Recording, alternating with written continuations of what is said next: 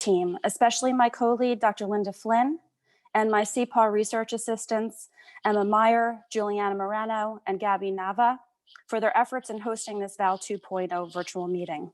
So let's begin. Next slide. So I'd like to acknowledge our funder. This Town Hall and Veterans Action League 2.0 is funded through the Patient Centered Outcomes Research Institute, PCORI. It was a Eugene Washington PCORI Engagement Award. And I'd like to say that all of the statements presented in this work are solely the responsibility of the authors and do not necessarily represent the views of the Patient Centered Outcomes Research Institute, its Board of Governors or Methodology Committee, or other participants in PCORNet. Next slide.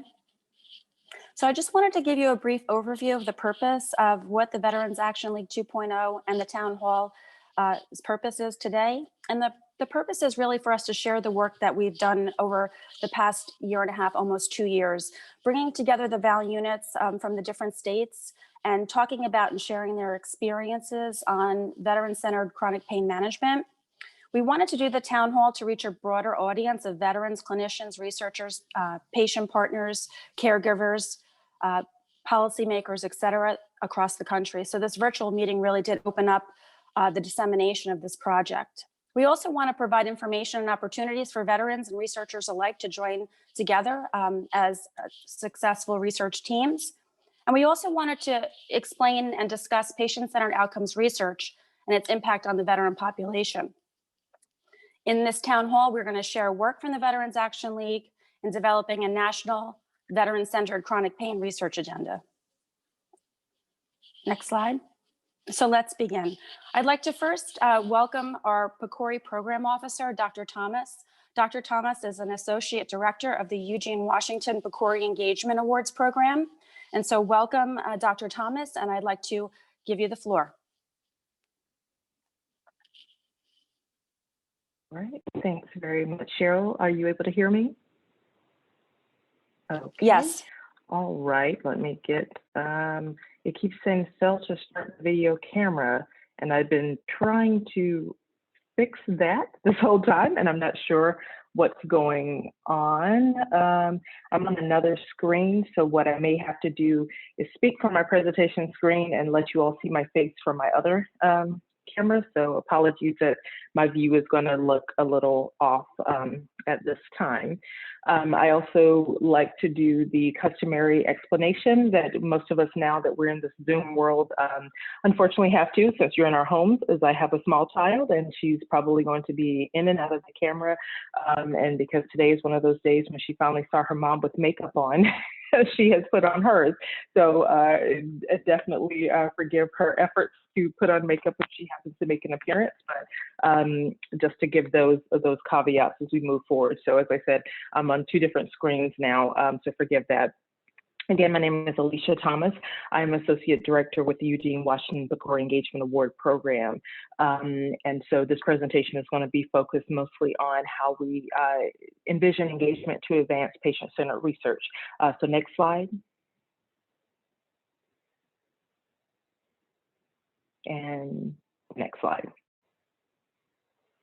So a bit of the discussion today is going to focus on the work that we do at PCORI and our research approaches, giving you some of the rationale for why we engage patients and other stakeholders in health research, as well as providing some of that practical information around patient-centeredness and collaboration, and then to give a specific example from the Engagement Award of opportunities to support engagement activities through PCORI. Next slide. So who is PCORI and what do we do? Next slide. PCORI is an independent, nonprofit, non-governmental organization that was authorized by Congress in 2010. It is governed by a 21-member board of governors that represents the entire spectrum of healthcare communities, and I'll describe those healthcare communities in a couple of slides. PCORI focuses on funding comparative clinical effectiveness research, or CER, that engages patients and other stakeholders throughout the research process, as well as supporting work that will improve the methods that is used to conduct such research. And our efforts that we support seek to address real-world questions about what works best for patients based on their circumstances and their concerns. Next slide. And apologies, I have a colleague in the background also. So PCORI's mandate is to assist patients, clinicians, and the broader healthcare community in making those informed health decisions. Our research agenda reflects stakeholder needs.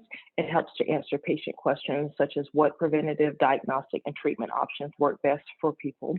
Our efforts emphasize patient-centered outcomes, including the balance of benefits and harms.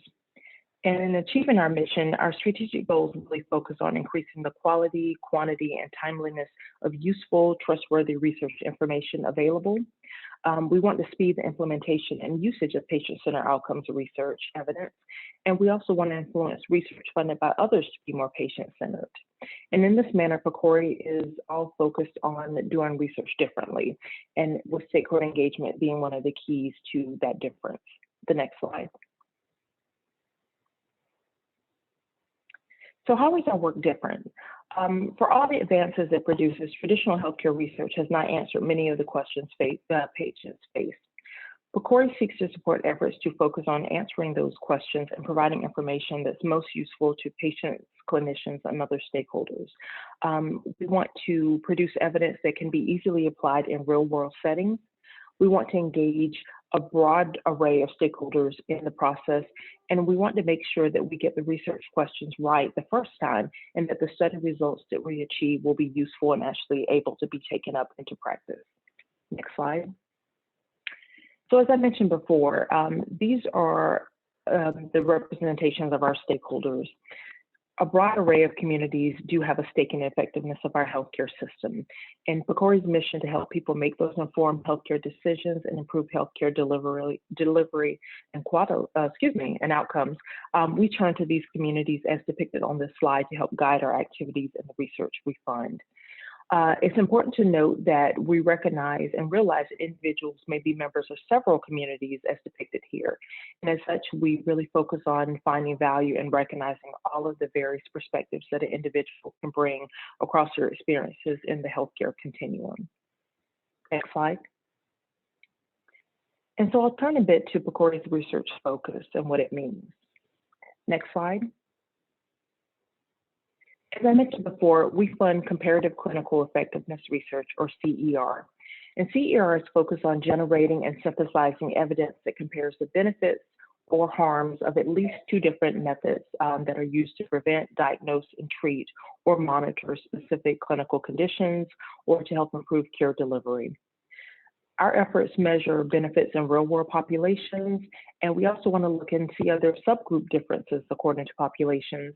And our work really is, again, driven towards helping people to make informed decisions. And also, comparative clinical effectiveness research often is informed in looking at specific clinical or policy decisions. Next slide. Another term you'll hear often at PCORI is PCOR. That stands for Patient-Centered Outcomes Research. PCOR is considered a relatively new form of CER that actively considers the needs of patients and their preferences, as well as outcomes that are most important to them. It also investigates what works best for whom under what circumstances, and it's driven again towards helping people to make better informed decisions. You'll see that bullet is embedded in most of our work that we do because we want to make sure that our patient populations are actively and meaningfully involved in the entire process. And that goes from the development of research priorities and topics all the way down to the dissemination of various research study findings. We want patients to be treated as partners in research, not just as subjects. And engagement is intentionally being used as a tool to advance our efforts around CER and PCOR. Next slide. And so on this slide, and it looks like one of the boxes is not there, we have 5 national priorities for research. And these are the domains in which we work. Our efforts focus on looking at conditions that heavily burden patients, families, and the healthcare system. We want to look at chronic and multiple conditions. Sometimes we look at rare and understudied conditions, as well as the variations across subpopulations in the various condition areas. Our work can look at improving healthcare systems, Addressing disparities, the slide, the bullet that doesn't seem to be there is communication and dissemination research. And so those are efforts in which we embed the views and perspectives of patients in our work. It's also important to note that PCORI was reauthorized in fall of 2019. And so in our efforts related to reauthorization, Congress also expressed interest in us focusing on two other areas. So they're not necessarily national priorities, but they're two major areas that we are going to be doing work in. And those include intellectual and developmental disabilities, as well as maternal morbidity and mortality. And these two additional priority areas are going to provide more focused opportunities to engage stakeholders and facilitate PCOR and CER that would be critical to better understanding and actively addressing the needs of those impacted in these two issue areas. Next slide. So as I mentioned before, PCORI's work focuses on a number of high priority conditions. So we look at things that affect large numbers of people across a range of populations. We also look at conditions that place a heavy burden on individuals, their families, and other specific populations within a society. And also we focus on rare diseases. And so those are often difficult to study because of the small numbers of populations affected. So we want to look at a number of areas that, again, either are heavily focused on certain groups or, again, they're rare diseases. Next slide. PCORI also has a number of what we call priority population areas, and we pay specific attention to those populations in our funding announcements. Those can range from individuals who are racial or ethnic minorities, individuals who are low income or from rural areas. We also have a focus on our veterans and the members of the armed forces. I'm sorry if we make an appearance here, as well as some of the individuals who may have limited English proficiency. And so all of these populations are considered important stakeholders for PCORI, and we ensure that when we receive proposals from those groups, they get special attention. Next slide. And so this is just a snapshot of our funded projects to date. So in PCORI's 10 years of existence, we have supported over 1,400 awarded projects across the gamut of our different funding opportunities. We have made commitments and supported projects in the tune of $2.5 billion and continue to do so. We've been actively filling out the entire map of the United States in terms of projects in each state. And so this is just a glimpse of the magnitude of projects that we have supported in our timeline with the organization. Next slide. And so now I'll look a bit into research through engagement and how we can do things better. Next slide.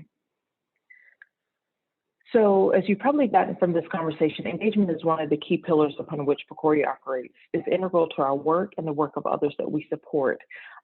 Through our focus on engagement, we believe that patients and stakeholders, again, from the entire healthcare enterprise, should be actively and meaningfully involved throughout the research process. As I said before, patients are treated as partners in research from start to finish, not just subjects from whom information is taken, but they're not consulted, included, or informed about the results of their feedback or the participation that they've offered. And so we want to focus on this because we do believe that such engagement can influence research to be more patient-centered, that it will establish trust and a sense of legitimacy in research findings, and that it will encourage the successful uptake of research results by patients and broader healthcare community members. Next slide. So this is a schematic just to show where we see the various points of patient and stakeholder engagement falling. So there are numerous opportunity areas in which this involvement should occur. And so the key ingredients to making the process work are that researchers and partners work together to define their roles, that everyone is learning together, that patients are adequately compensated for contributing their time and their knowledge, that there is there's open and honest communication, and that there's trust and legitimacy in this process. Next slide. And so this is also a depiction just showing that various projects with PCORI are really solidly focused on our patient groups. And so as you see, over 91%, of our population include patients. We also have those that include stakeholders such as clinicians, subject matter experts, as well as some of our training institutions and other community-based organizations. So the foundation to nearly all of our work are patients as a central component. Next slide. So what is the impact of engaging stakeholders? As I mentioned before, PCORI is really focused on driving change and research, not just within our organization and our patient communities, but across all of the various aspects of research. And so, as I said before, engagement can influence research values, relevance, and utility to people. It doesn't necessarily address all of the challenges that are faced in the conduct of CER, but it can improve some of those core aspects. It can make sure that there's value far beyond just having input and validation of existing research ideas, but people actually see themselves and their place at the table. And engagement is focused on making sure that we can balance inherent trade-offs affecting research conduct while also being sure that we're responding to end user needs. Next slide. So where are we heading with this? So ultimately, what we want to do is make sure that engagement becomes easier, more routine, and more efficient, and it includes evidence-based guidance involving all stakeholder perspectives. We want to make sure that the benefits of engagement are clear and that they're actively aligned with both stakeholder and the investigator or researcher needs, and that we want to be sure that in doing so, we can explore the various alternative approaches that may be useful in a study. And so we understand that that often is sometimes where researchers come in with a certain perspective and mindset around the issues of their community, and they find pretty quickly when they have the community members at the table that what you're thinking actually doesn't involve some of the key pieces that's most central to community needs. And so we want to make sure that we're exploring ways to actively bring more voices to the research table in all encounters. Next slide. And so I know I'm running over time, so I'll just quickly brief you on engaging with PCORI. As I said before, I'm with the Engagement Award Program, so my lens is focused solidly on that. But for any of our colleagues on the line, if you're interested in any of our research studies or opportunities, my contact details will be provided. You can reach out to me, and I'll be sure to connect you with our research staff who can discuss any of your needs and talk about some of the research study opportunities available. Next slide. So the Engagement Award Program was first launched in February of 2014. And so this program is supporting projects that want to build a community of patients and other stakeholders who are equipped and adequately available to participate as partners in CER and PCOR. We also want to work through the Engagement Awards to make sure that there are channels for disseminating various PCORI-funded study results into target communities. Our funding is for projects and conferences. We do not fund the conduct of actual research. We, again, focus on developing communities who are skilled in PCOR and CER. Once those communities are activated, we want to make sure that they're engaged actively in various research processes, and then that the community is involved in thinking through the dissemination and implementation of study findings. And so next slide.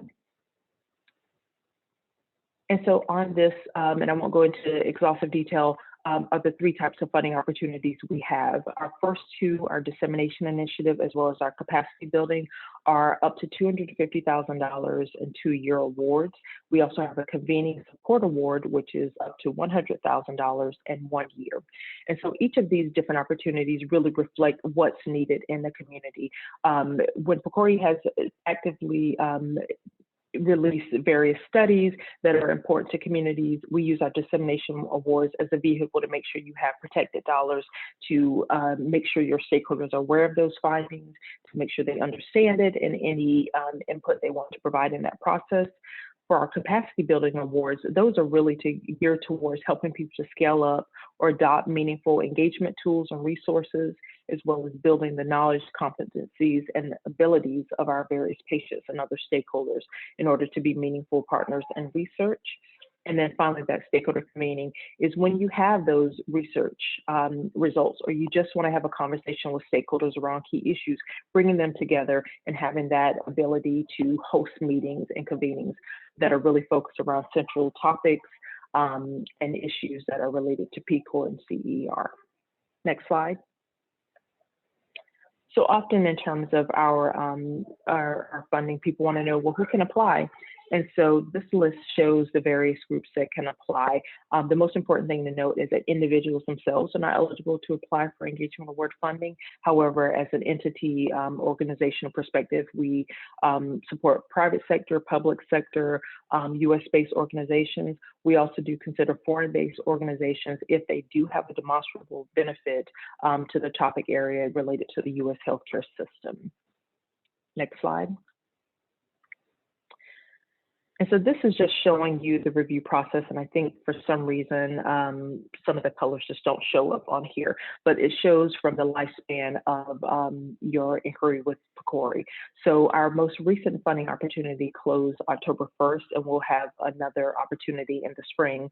But in general, there's about a 5 to 6 month window from the time you submit your first letter of inquiry to PCORI all the way to a decision. And so it gives people just a sense of when you're thinking about planning a project, once you apply for funding, it is not something that you receive an award within, a couple of months. It is a lengthy process just because we have a two-step process for our applications. And so I can give more specific information if people have questions about that. Next slide.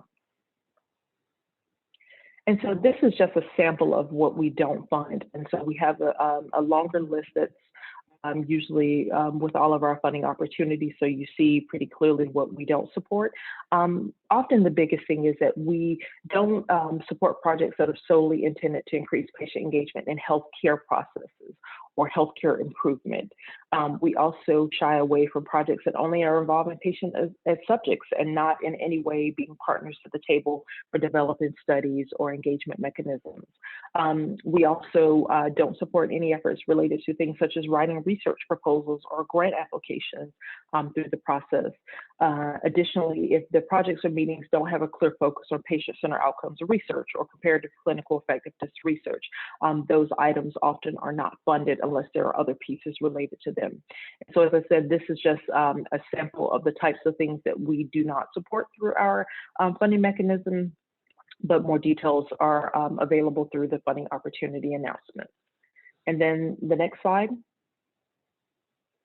And so listed here are a number of examples of engagement award projects that are very specifically focused on our veterans communities or issues that are affecting those communities. You can find information on these projects as well as other projects in our veteran portfolio through our PCORI website. It's important to note that as of August of this year, PCORI has funded approximately 22 patient-centered comparative effectiveness research studies, and these are our large multi-million-dollar awards. And so we made an investment of about $105 million in that area that's either involving veterans or focused, again, as I said, on conditions highly relevant to them. Through our engagement award program, which you see are much smaller dollars, we've had about 25 engagement awards, totaling about $4.5 million. And our work in this area focuses on areas such as veteran spouses, looking at issues around traumatic brain injury. We've done work around looking at various cancer prevention and screening programs. And then we also have looked at a lot of efforts around violence prevention, looking at veteran suicide and other issues like that. So we have an active interest in this area and we're really excited to engage with you all. But in the interest of time, I will pause in the discussion so that we have a bit of time for questions. And so I think that was my last slide. And then if you switch over, the next one will be my contact details. As I said, I'd be very happy to chat with anyone in depth around specific questions you may have. Thank you so much, Alicia. Really appreciate all that information regarding PCORI and the engagement awards that have been awarded to the veteran community. I have asked our attendees if they have any questions, if you could please write them in the chat, and the moderators will go ahead and read the questions to the speakers. If you don't have any questions right now, we can also provide you with all the speakers' contact information, and you can reach out to them, when we're offline. Thanks, Cheryl.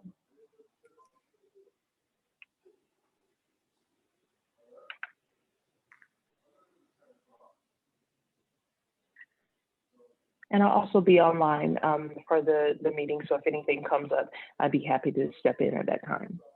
Oh, thank you so much. Yeah, that's perfect. Okay. Well, I don't see any questions in the chat at this point. So if you do have any as the day goes on, please go ahead. Oh, okay. So I have one question from Melissa. How do you solicit your subject matter experts? Excellent, good question. So with PCORI, there are numerous opportunities for getting involved with us. And so I didn't include those just for instance in time, but we have merit review panels. And so within merit review panels, you would go to PCORI's website and you'd basically input your information in terms of your subject matter expertise. We have people who are just patient populations. And so within our merit review panels, we generally have one scientist, a patient partner, and then a subject matter expert. And so you're able to provide your input in terms of research studies that are supported. We also have our ambassador program, which essentially are those who are working in the field who want to bring awareness to their stakeholders around PCORI and some of the work that we're doing. We have our we also have advisory panels. So we have, for instance, a patient engagement advisory panel. And so each year or every couple of years, they're soliciting individuals to be on the various types of advisory panels that PCORI has. And so those are mechanisms for you to get involved with the organization. And those advisory panels are just that, advisory. So we talk about the work we're doing within our programs in those areas. We solicit feedback from them in terms of how do we better engage with communities? Is what we're doing working, or are there other strategies that we need to employ? And so there are numerous mechanisms, but as I said, the biggest one are merit review panels, our advisory panels, and then working as an ambassador to the to PCORI. And so I can provide input around those specifically if you have that interest. Thank you so much, Alicia, for answering that question. So I think we're going to go ahead now and move on to the next speaker. Really appreciate your time, Alicia, this morning. Thank you. So our next speaker is our project co-lead, Dr. Linda Flynn, Dean and Professor at Rutgers University, who's going to provide us with a project overview. So welcome, Linda, and we look forward to your talk. Thank you so much, Cheryl, and I'm delighted to be here this morning. Could I have the next slide, please? I actually hate that picture, but it's the one that the school uses. Next slide, please. I again want to point out that this is a project that was funded by PCORI, and the award went to Dr. Cheryl Cross-Perillo there at Florida Atlantic University. Next slide. So what I'm going to talk about this morning, I'm going to talk about the goals and the approach that we used in this project, which really focused on listening to veterans. I'm going to share with you the chronic pain management recommendations that the veterans expressed in our dialogue sessions. I'm going to share with you the veterans' recommendations and their research agenda for chronic pain management. And I'm going to end with the question, veterans and researchers, are we perfect together, or is there a way that we as researchers can be better partners? Next slide. So the purpose of this project was to understand what veterans need to improve pain management and treatment, to strengthen researchers as better partners, and to develop a veteran-driven national research agenda on chronic pain management. Next slide. So how did we go about this? Well, we developed teams in 4 key states, and these were states with a high concentration of veterans in the population. And those states included Florida, Georgia, Illinois, and Virginia. Each of these think tank dialogue sessions where local veterans were invited to attend was led by a local veteran, and we call that person the VAL unit leader. And VAL stands for Veterans Action League. So they were the leader of these dialogue sessions. Another member of the team was the local researcher who assisted the VAL unit leader and who took notes during the dialogue sessions. In all, across the 4 states, the veterans were anonymous in their participation. There were also stakeholder participants that included family members, providers, like physicians, nurses, et cetera, some perhaps local policymakers. In total, across the 4 groups to date, there were 142 participants. Some participants attended more than one dialogue session. So in total, there were 113 unduplicated participants. And the vast majority of these folks were indeed veterans. And I just want to say that this project was reviewed by university institutional review board in each of the 4 states, and it was deemed to be a project and not research. Next slide. So chronic pain management, what did the veterans say that they were using to manage their chronic pain? Next slide. Well, for back pain, they talked about a variety of approaches. And of course, there was some differences among the veterans. Some used one method, some used another. But those methods included physical therapy. That was a reoccurring theme across all 4 states. Chiropractic adjustments, massage was another reoccurring theme. Acupuncture, yoga, hyperbaric chambers, hydrotherapy, and ice. Next slide. Joint pain was similar, but it included things like transcutaneous electrical nerve stimulation, or TENS, platelet-rich plasma patches, water aerobics, HACO-Med, and I had to look that up because I had never heard of it as a clinician, and it's sort of an electrochemical stimulation type of treatment. Posture and stretching. Weight loss was mentioned several times, good nutrition, and exercise. And in particular, a couple of times, an exercise program called MOVE, capital MOVE, was recommended. Next slide. With respect to nutrition, an anti-inflammatory diet was recommended across several groups. And the specifics of that was eating organic from the farm, eating a diet that was lower in carbs, a DASH, or the Mediterranean diet, and of course, herbs, naturopathic, and consulting with physicians and nutritionists. Next slide. For nerve pain, there were a variety of approaches, including medications like gabapentin, epidural injections, pulsed electromagnetic field devices. Again, the HACO-Med bioelectric was mentioned in terms of therapy. Next slide. And other non-pharmacologic approaches were also frequently mentioned, and they ranged in things from essential oils to cannabis. Next slide. So what were the veterans' thoughts on opioids? Well, across all states, many, if not most, of the veterans in these dialogue sessions avoided opioids for chronic pain management, and many avoided any type of pain medication at all. But veterans expressed that they were aware that there were some veterans that misuse opioids. But yet, interestingly, on the other hand, there were several that mentioned that the pendulum may have swung too far the other way, and that veterans and patients who need acute care pain management have difficulty getting it. So that's certainly something that we as healthcare providers have to be aware of and conscious of. I've seen this happen over the years in a variety of settings and with populations, and we have to be careful about not swinging the pendulum too far in the other direction. Next slide. So what were the recommendations for a national research chronic pain management agenda? Well, first of all, the reoccurring theme across all 4 groups was research that looked at the effectiveness of non-pharmacological options for pain management. And those non-pharmacological options, as I mentioned before, included everything from art therapy to equestrian therapy to cannabis to other types of activities such as yoga and meditation.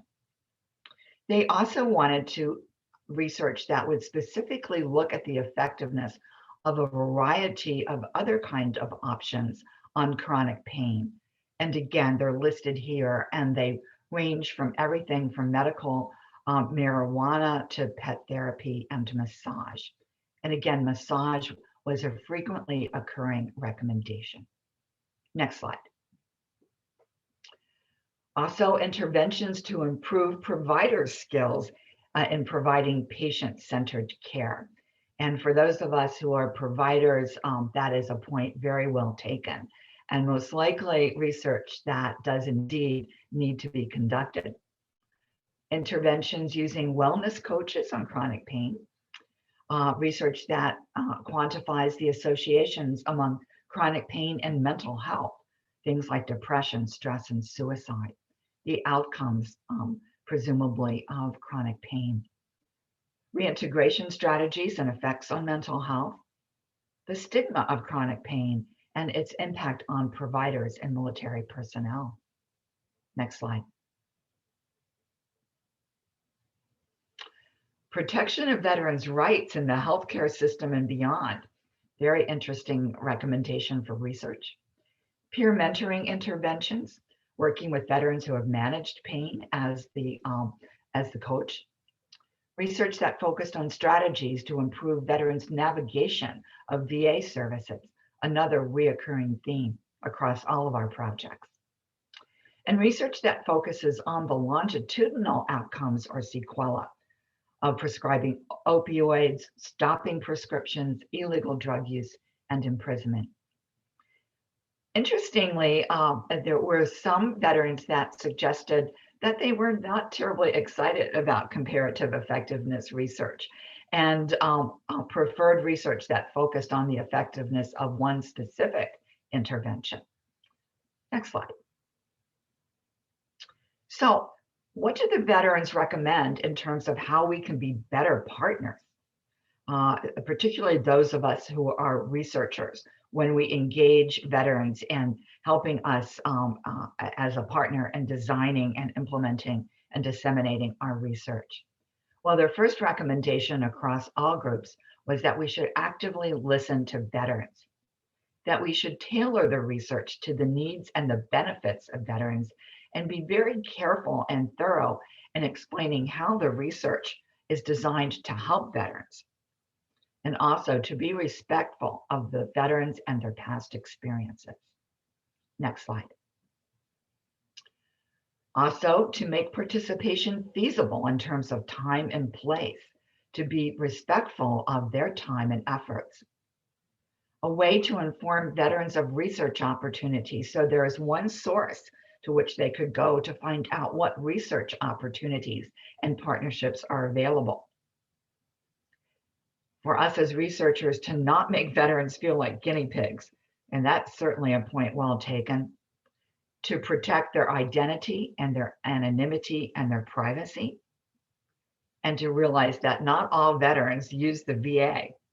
Next slide. For more veteran recommended tips on how to engage veterans and the research enterprise, I just want to divert your attention to an article that we published, and that is available free online if you are so interested. Next slide. So, veterans in research participation, what were their feelings? Well, some expressed a fear of receiving the placebo.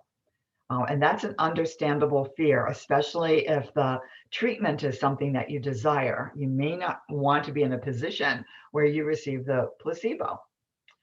Some said that they had no desire, that they've already served the nation for years, and that others can volunteer to participate in research. But there were many other veterans who said that they were indeed willing to participate, particularly in novel, complementary, and alternative therapies for chronic pain. Some were excited and acknowledged that the IRBs and the federal regulations that we have today do protect their rights as research participants. But others still expressed some skepticism. So overall, interest is individualized, just like the general population, and that's something that we need to keep in mind. Next slide. So, thank you so much for listening to this overview and a summary of our preliminary findings.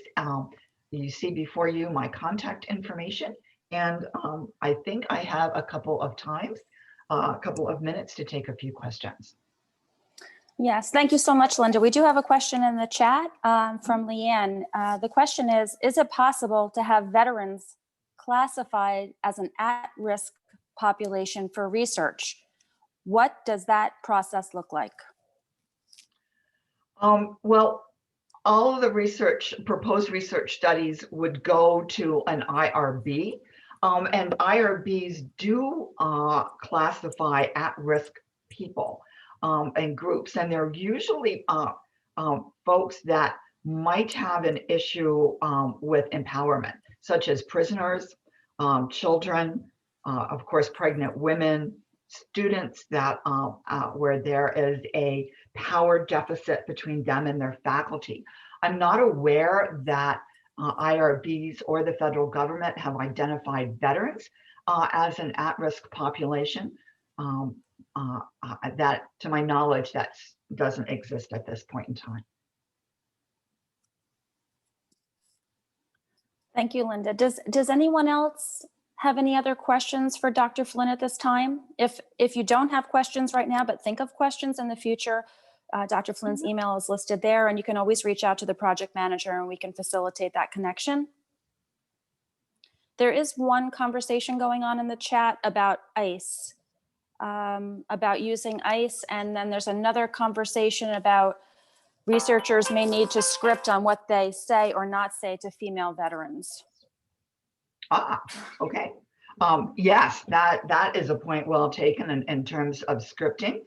And if you go to the article that I referred to, we have toolkits or checklists of that are based on veterans' recommendations of how to best engage them in research and how they best want to be a partner, the kinds of things that they would enjoy doing. But that is a valuable addition, and we'll include it in our next publication. Fantastic. Is there any other questions at this point? This is when we're going to take a pause, a break, and then we're going to come back. So we'll break from now until 10:55, and then we'll be back for our next speaker. So thank you so much.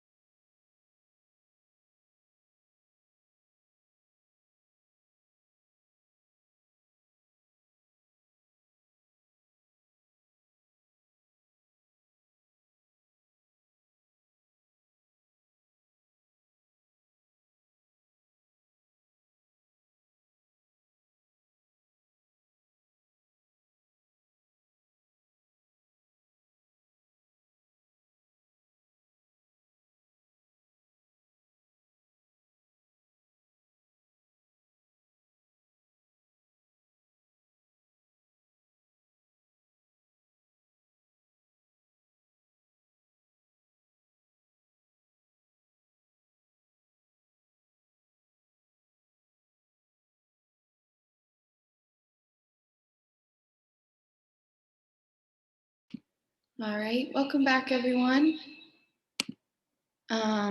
Next, we will have our units speak. So I'll be introducing first up is our Georgia unit. I'm Emma, by the way, the VAL 2.0 project manager and the research assistant for CPAW. Today, I have the great pleasure of introducing two of our units, beginning first with our Georgia unit led by our collaborative academic research member, Dr. Jane Garvin, and also by our veteran lead, Army veteran Rich Hinson. And then we also have, they will be accompanied by their guest speaker, Cheryl Connell, who will be presenting on alternative pain management therapies today. So whenever you guys are ready. Hi, I'm Jane Garvin. Welcome everyone for joining us today. We're glad to be able to tell you that we are in Augusta, Georgia, and our academic partner was Augusta University. And today we have Rich Hinson with us. He's our Army veteran. And I'm going to turn it over to Rich and let him tell you a little bit about the veterans that we worked with in our unit. Hey, everybody, next slide, please. So one of the advantages we have in the greater Augusta area is we have a very large military veteran population here, coupled with a large military base, Fort Gordon, and the medical college. The other thing we have is we have, what I've heard, one of the best VA hospital systems in the United States. And so that's allowed us to be able to pull a great pool of participants, particularly on the ones on the medical side that Jane was able to get coming out of the college system. By far, this has been one of the most enlightening things when it comes to alternative forms of medicine that I've been able to see as a veteran. And so it was a very enjoyable process for us. We had a total of 7 think tank meetings, and those meetings we would average about 8 to 10 participants, and it would usually be about 50-50 veterans and 50-50 of the medical providers that were there. One of the interesting notes that we found when we would tally up at the end of who was a veteran is a lot of our medical participants, the doctors and nurses that were there, were also veterans. So it allowed us to really have some good synergy that you normally wouldn't get because we had the veterans that were medical providers. You can see that the eras that we had, we ranged from, we didn't have anybody that was older than the Vietnam War era. Primarily, we were looking at Gulf War veterans and post 9/11 veterans were the main participants. Some of the challenges that we faced on getting veteran participation was scheduling conflicts was a big part of it. And it took a little bit to be able to find veterans that were willing to go ahead and talk about chronic pain. We were taught as veterans to, from the beginning, you're indoctrinated as you go in through basic training, suck it up and drive on. And then for my whole military career, which was essentially the 90s and early 2000s, it was take 8 Motrin a day, drink water, suck it up and drive on. So it was hard to find veterans to get to participate, but when we did and we get them to open it up, it was inspiring, the amount of pain that they deal with, and also what can be done on to be able to help them. The other thing we found out is that the veterans were very enthusiastic about participating and trying to solve the problems of the chronic pain they have and chronic pain they've witnessed. A couple of the takeaways that we had on chronic pain, it was already touched on before, but one of the big ones is non-narcotic treatment, not doing surgery for back, and then really looking at alternative forms of medicine. And the veterans that we had that are participating in this, they will wholeheartedly in it. Jane's going to talk a little bit more on the treatment side, or some of the other things that we had talked about. One of the other takeaways I want to talk about was, if you look down here on our list of participants, we had a one of our guests that showed up was a state senator named Jody Lott. Jody also has her own, her family, her and her husband have a chiropractic business. But Jody brought in a real fresh perspective on what we were doing. Initially, when we met on these meetings, there were some complaints about the VA. And then we would kind of run off into these kind of branch conversations on, wouldn't it be great if we could solve the world or solve the VA by doing this? She brought in a really crystal form of, to get to the point of saying, look, if you want to make effective policy change, you have to give the policymakers something that's small and something that's actionable.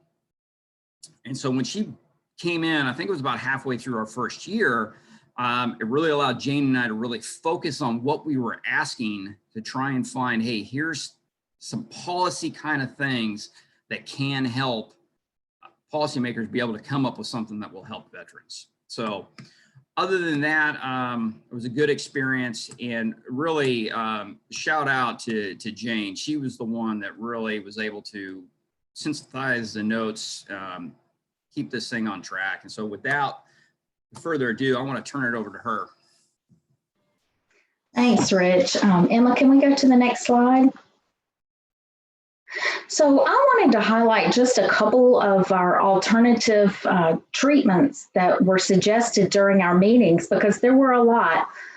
And I have the words just randomly up here on the slide, but certainly stimulation, electrical stimulation, music therapy of a variety of sorts, acupressure, acupuncture were both mentioned, orthotics, including that, as well as children, engagement with the younger generation, popped up a few times. Laser therapy is emerging as a real area of interest among our veterans. And then always when there's pain, there's the issue of weight management. And so food, how food contributes in a positive and a negative way to pain, how weight contributes in a negative way, negatively, with pain and, making pain worse. We had naturopathy suggested, recreation therapy, craniosacral therapies, supplements, nutritional supplements of all forms, not just our vitamins, but all forms of nutritional supplements. Skin scraping was even mentioned, as well as drum therapy, which one veteran reported that they were using that in particular. They had already tried it for some brain-hand coordination and pain management. Massage and chiropractic in general were there, as well as exercise. And exercise includes things like walking, as well as yoga and more intensive exercises. But Emma, can we go to the next slide? And these two words are really large on the slide because these were two that just, I won't say emerged from our conversations. They jumped out. They were bold and right there in your face, repeated multiple times. And that was the value of chiropractic, having those adjustments made on a regular basis or even a one-time basis for someone who had serious malalignment, with massive reports of results. Like the results were unbelievable. Almost as you listen to these conversations.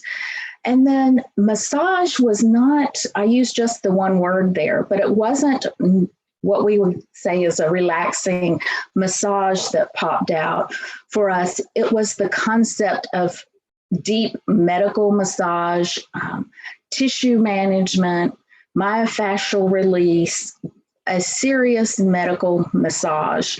So I would say our big takeaways from these were definitely the impressive results with the chiropractic and the medical massage, which, as Rich mentioned, many of our veterans weren't just veterans. And we know in our everyday lives, it's like you may be a mother and a student, or a mother and an employee, or you may be a mother and a something else.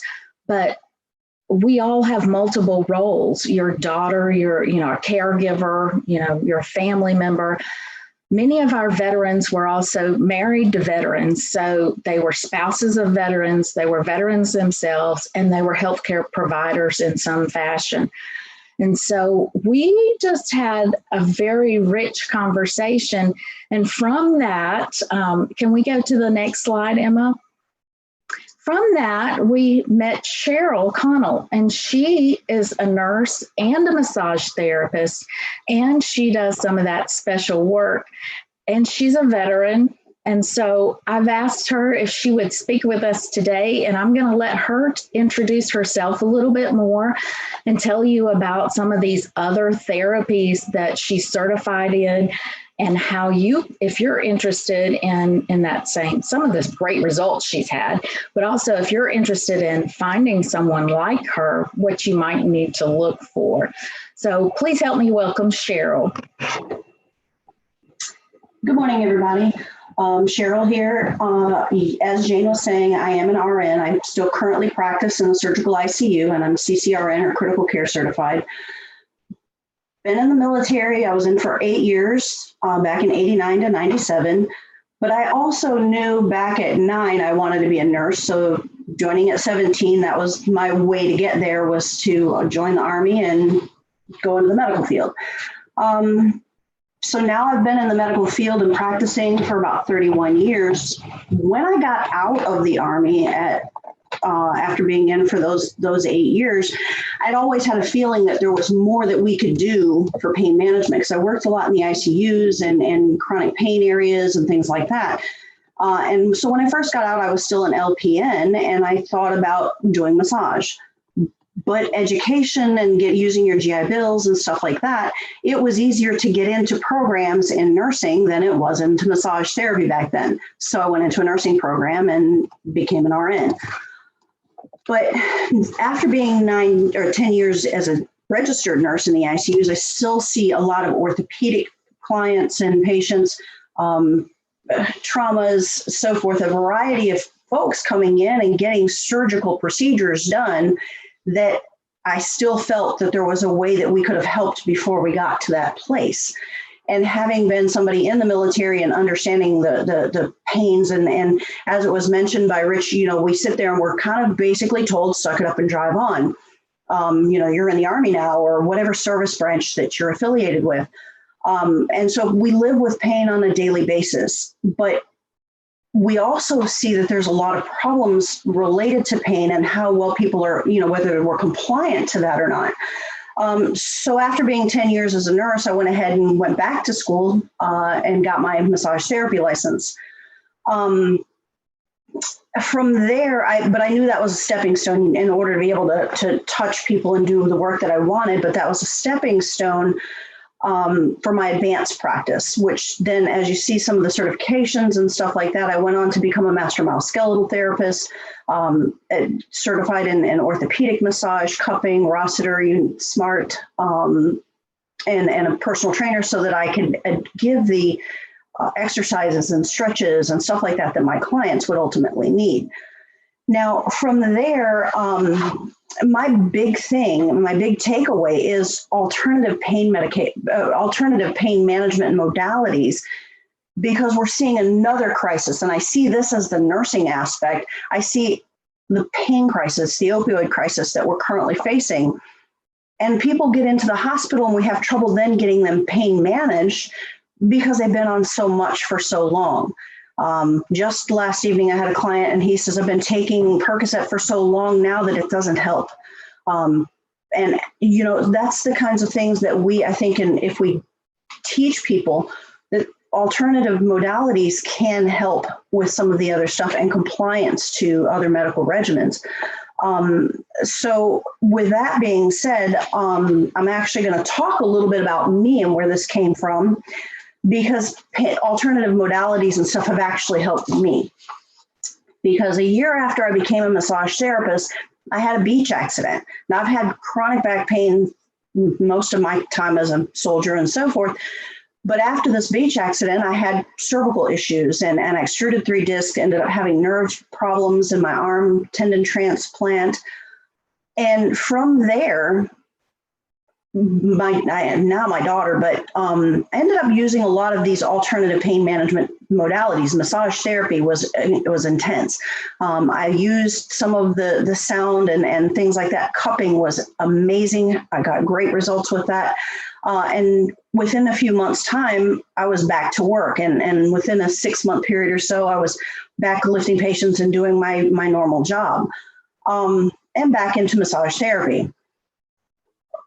A year ago, I had an issue, and I experienced again some issues with my transplant on my left arm.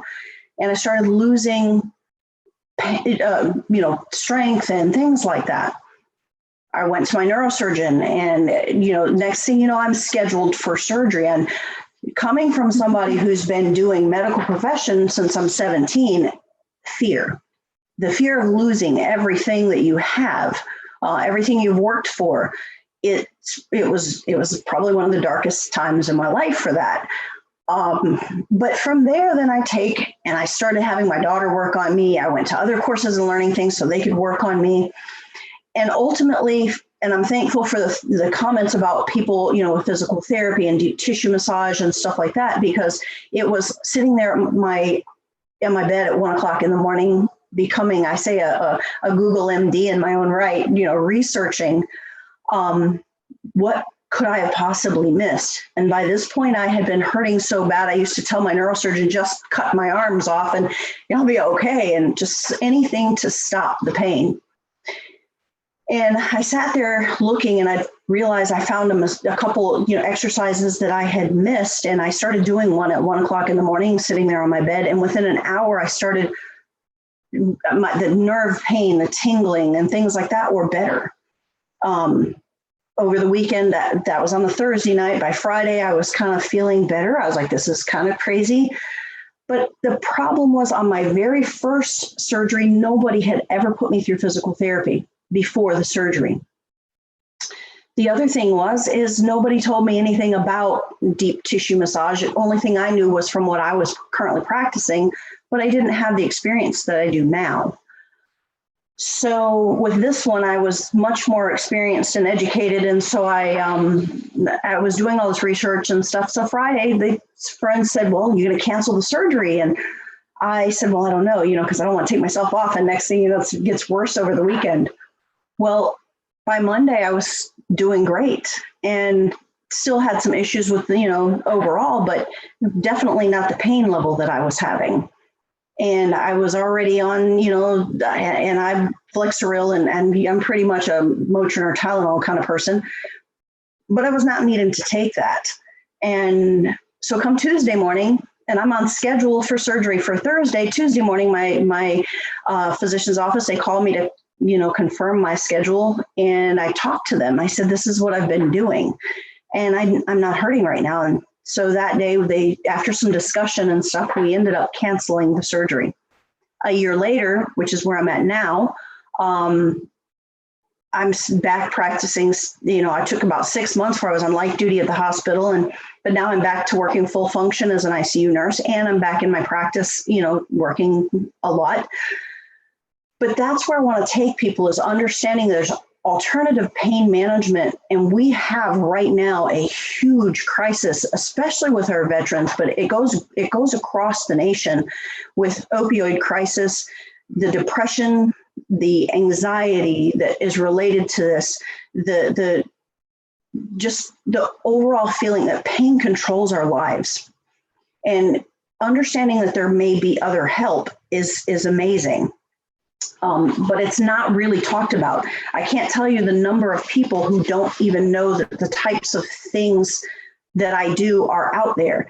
And I'm not talking, and as somebody said, I'm not talking about, I refer to it as fluff and puff massage. That's great if you want to go relax and have a nap or what have you, that's great. But true orthopedic and deep tissue type massage is way different. And that's where I see, you know, some folks on here, but I'm going to tell you a couple of things just that I have done. I have one of my clients who is a military retired veteran, ended up having had a fusion, lumbar fusion, then had to have it redone. He was having horrible nerve pain and things like that, and ended up having his fusion revised or redone. Ended up having cervical disc surgery, and came to one of the meetings and had met this soldier. And I said, you know, I think I might be able to help you. And he says, well, I've seen a lot of medical massage therapists, and I have had massage all over the world. And I said, well, I understand that, but what I do is a little bit different. And it took us about 4 months. And 4 months of, you know, every other week or so coming in and getting seen for deep tissue work and using basically all the modalities that you see there, orthopedic cupping, percussion therapy, so forth. And all of a sudden, I remember the day after about 4 months, he comes in and he had been having a lot of very severe pain tingling down his back, through his legs, so forth. I remember one day him coming in and he was on the little shaker thing, and I looked at him, I said, so how's that pain doing in your thigh? And he looked at me and he said, why did you ask me that? And he says, because I don't remember when it last hurt. And I said, well, that's a good thing. And now I can honestly say, you know, it's I call them friends and stuff, but, you know, looking to come out of retirement and stuff like that. Another young lady who had been in a trauma, an assault case, and a year after her case, a young girl came out of college because of the pain, was still wearing a cervical collar a year later, but had nothing on MRI that they could see.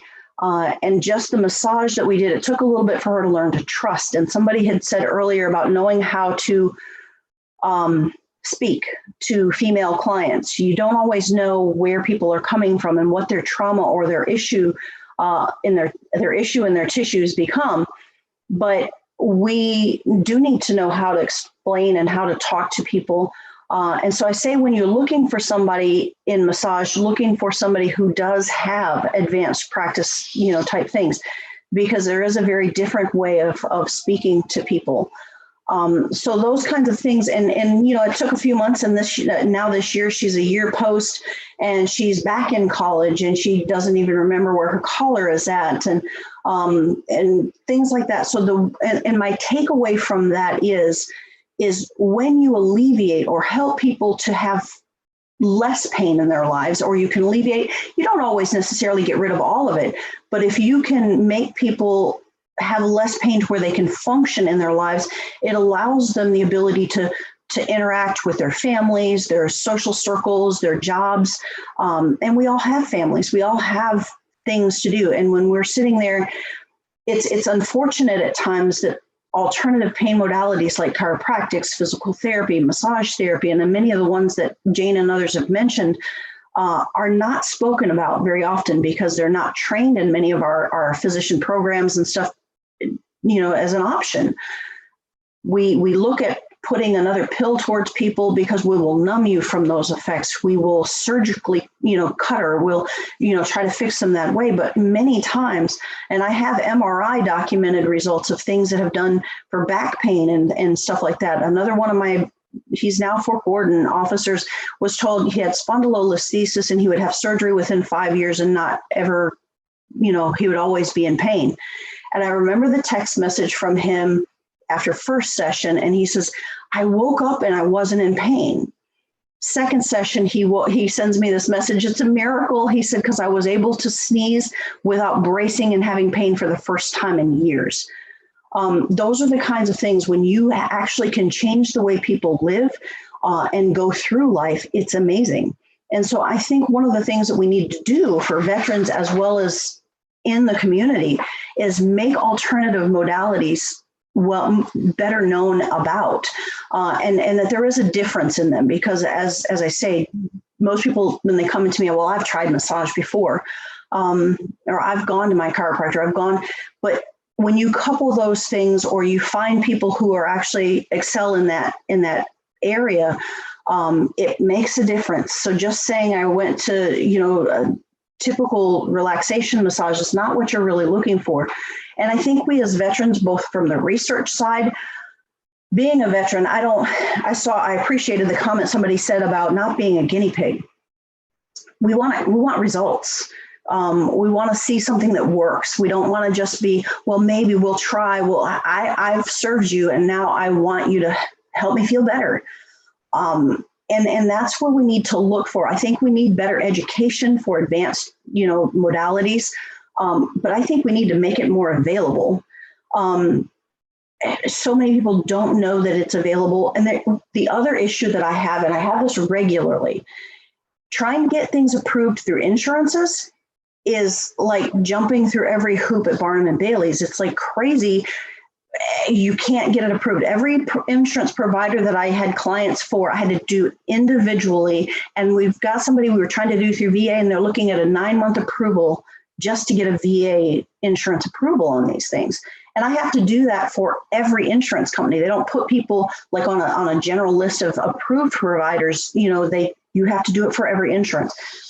And from there, then even if they get approved, the reimbursement sometimes is ridiculous, and it's cumbersome. It's not made easy for people, so they just don't do it. But you don't get advanced practice massage type stuff for free. And with that in mind, we need to make the things more available to people. We need to make it known. We need to research to let them see what kind of things can happen. And there are other opportunities or options besides just surgery and pills, because it changes people's lives. And so with that, I'm going to tell 2 things. It's really hard. I say it's hard to find one of me, because being both a nurse for 31 years and having the background that I have trouble referring, but I can say that some of the programs that I've done are nationwide. And it does help because there's somebody that at least has advanced practice massage.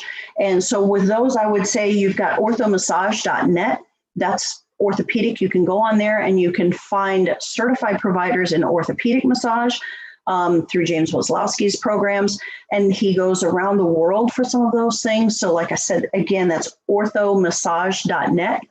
And another one is to find a master musculoskeletal therapist, and that's ericdalton.com. You can go on either of those sites and you can find certified providers that at least provide advanced or alternative healthcare approaches for pain management.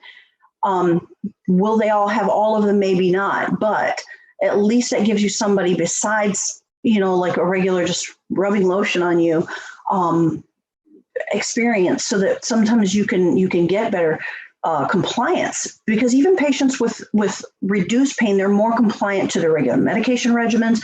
They're more compliant to healthcare regimens.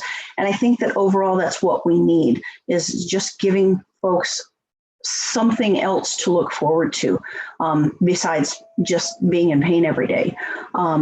Cheryl, I know that was one of the things we talked about, was how do you get people to be compliant with their exercises? And we talked about that. It's like once they get pain relief with your therapy, then they are compliant, right? Yes, absolutely. And one of the things as I do, what we don't realize is a lot of people, when they come in, I actually have a probably greater than 90%. And when you're talking about that, over 200 or 300 clients, and I look at greater than 90%, Jane, that come in with iliac or pelvic girdle malalignment. And that's a tissue problem. And the problem with that is it creates a chronic pain. And the more pain that you're in, the less mobile you are. And our bodies are meant to be mobile. So with that in mind, if we reduce pain, people then start to be more active with their families, with their exercise, things like that, which then helps with other issues we have for weight control and even our job compliance, people calling in sick and stuff like that. It helps with all of that. So again, yes, pain makes a difference in all of that. And that's where the compliance again comes into just general daily life. So, okay. I think we have a few minutes if anybody has questions. Emma, can you read us if there are any questions? Yes, of course. So there is a few questions in here. There's a few comments about midnight flare-ups with chronic pain management, and just wondering if there's been some midnight kind of self-care that has worked for you guys in the past, or that you have seen with patients that is beneficial for like nighttime things you can do. Yeah, a lot of times, and I'll be really honest, a lot of times your nighttime things happen when people settle down. Usually that means that there's still something going on. And I tell people, like, the foundation of your house is usually the hip line, because everything from there you can go descending or ascending patterns. And once you start to relax and you lose posturally, arms come up, so forth, a lot of people will see neck, arm tingling, things like that. Usually you still have issues that are going on and that have just not been corrected. When we are upright and we're braced, our body braces down and tries to prevent further pain. So once we start relaxing and let things go, if you will, that's when things start to pull or tug, and we do start seeing. So sometimes people should not be afraid, I say, of alternative methods, things like, stretching, inversion tables if possible, traction type things if again, that's something that they can do. But those sorts of things, ice we're moving away from. It's been well shown. Ice on initial flare-ups is fine, usually within the first 12 to 24 hours, but then we move away from that because heat actually heals, brings in the fibroblasts, so forth, healing through tissues. But when you got something fired up, usually cool. So just depending on what they're undergoing can make a difference for that. But good stretching helps a lot. And good body work helps a lot, maintaining alignment as a general rule. And that's one of the reasons why I say making those kinds of things more available and reimbursable makes a huge difference in lives. So. Thank you. So that was great. We do have a couple other questions in here. Somebody asked, why doesn't the VA assign a physical therapist so that the holistic treatment is on the whole person concurrently? Instead, they typically do like 10 sessions of acupuncture, 10 sessions of chiro, and then you're done. And so I think there's a few questions. I see a few people are saying that some VAs are moving towards it and some aren't, and just kind of what your opinion on that would be. I think that's actually, it's a good question, but the problem is it's not been seen.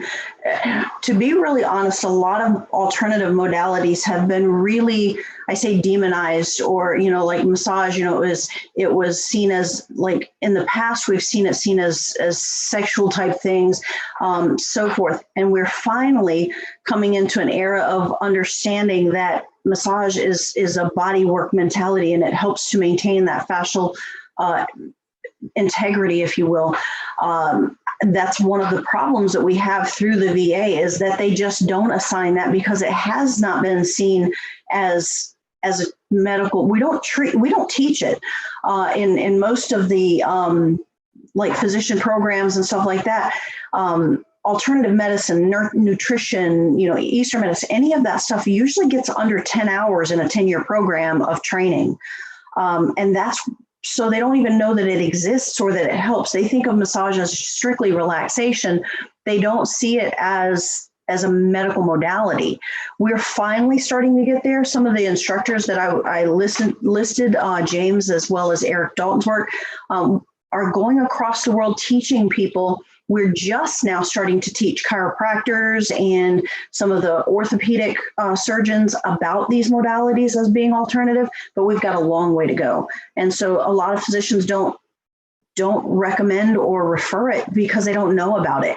And then people like me and other people who can help aren't on their program, aren't on their list of approved providers. So a lot of soldiers then end up having to either pay out of pocket and then wonder if they're ever going to get reimbursed for it.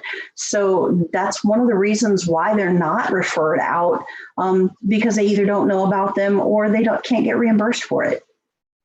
I'll add to that. I think another reason that they're not reimbursed is because we don't have good research. I'm always encouraging Cheryl to publish her case studies.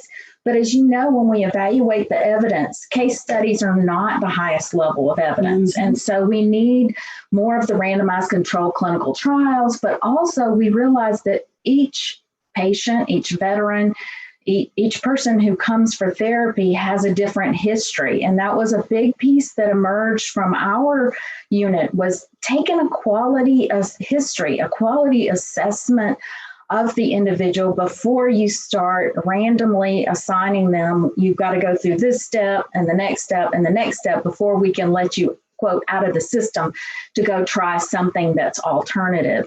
If we could really get those proper assessments up front, that would help. If we had the great evidence, that would help motivate both the current providers and the insurance companies. If we had statistics where we could say this therapy produced this kind of pain relief, that would be fabulous. But again, those large systems like the VA and changing policy is something that we'll continue to work on for probably several years to come. But change can happen quickly, but we need a good foundation. Yeah, that leads This is the kind of stuff that Jody Lott was talking about, our state senator, on saying having something very specific that you say, this is what we want to make as a policy change. Move the ball this little bit with either in the insurance industry or the approval industry. I agree. I think that we do need to make it a little bit easier to access through insurance. I can't tell you the number of clients, both soldiers as well as civilian, who have asked me, well, do you take insurance? And right now, like the only insurance that makes easy, I say easy, and less time consuming is like auto claims, because then it goes directly to an attorney or lawyer. But for just general people who are not in an auto accident, we make it extremely difficult to get approval through their insurance companies. They can start, they're finally starting to get HSAs available to pay for some, practices and stuff. But again, it's different because if you're just a massage therapist, and I say just lightly, you don't even always get to use HSAs with them. My MPI number is under a massage therapist and a nurse, so it makes it a little easier for HSAs to pay for me, but that's not always the case. So we need to make it to where we get regulations that broaden that a little bit. And I'm not saying that you want to go in there and, be approving for every, and again, I say fluff and puff, but just a general relaxation kind of thing, because it's not the same. But there are medical practice type massage therapists and who are trained, and it's really hard to get into them. So we need to broaden some of that out, even if we give stipulations on what the criteria or certifications or whatever that they have, but then it's easier to get in and get approval for them. So I think that he's right. One of the things I was always amazed about when we were talking is that people will still come back for therapy with Cheryl. They will do the exercises because they get the pain relief. But it's not the fluff and puff. And I think about much of her work, of the stories I hear are about the scar tissue that's built up over the years, that maybe even the veteran had some injury before they went in the military, compounded by all the military aspects. And then to break up that scar tissue is not a pleasant experience. That creates some pain in and of itself. But then the recovery and the release of that damage that was done, and the body recovering and the pain relief is so impressive that the patients are back. If they, when it's their time to come back, they come back. When it's their time to do their exercises, they're excited to do them because they got such a great benefit. I think we're about out of time, but Emma, did you have another question? Yeah, so we do have just 1 minute left. So any questions that are left, because there is just a couple left in the chat, you guys are welcome to like directly message back to those people just so that we can continue on. But I thank you guys so much for coming on and speaking today. I really appreciate it. I honestly learned a lot about massage therapy myself that I will probably integrate into mine and my husband's life because he suffers from those kind of things as well. So thank you very much for coming on and speaking today, Rich, Jane, and Cheryl. And with that, we will move on to our Illinois unit. So the second VAL 2.0 unit that I have the pleasure of introducing is our Illinois unit. This unit actually was led by two collaborative academic research members, Dr. Saban and Dr. Weaver from Loyola University. And as well, they were also led by the veteran lead on the project, retired U.S. Army Sergeant Mike Thompson. And today they will be accompanied by their guest speaker, Sally Stelsel, sorry if I say that wrong, and she's going to be presenting on innovations in pain management today. So whenever you guys are ready. Hi, I'm Mike Thompson. I'm the VAL leader here in Chicago. We had about 5 to 7 veterans attend the meetings as well. And we are lucky enough to have soldiers that were recently out, as well as Vietnam veterans, and as well as their caretakers. So it was a pretty good group. But what stood out was in person, it was mostly all male. And when we went with our Zoom meetings, we were getting female veterans, which gave a whole different perspective, which kind of really stood out to me. But it was a great experience. And thanks to Karen and Fran, we finished strong. And I'll just turn it over to Karen. Thanks, Mike. I really appreciated everyone who participated in our sessions. Next slide.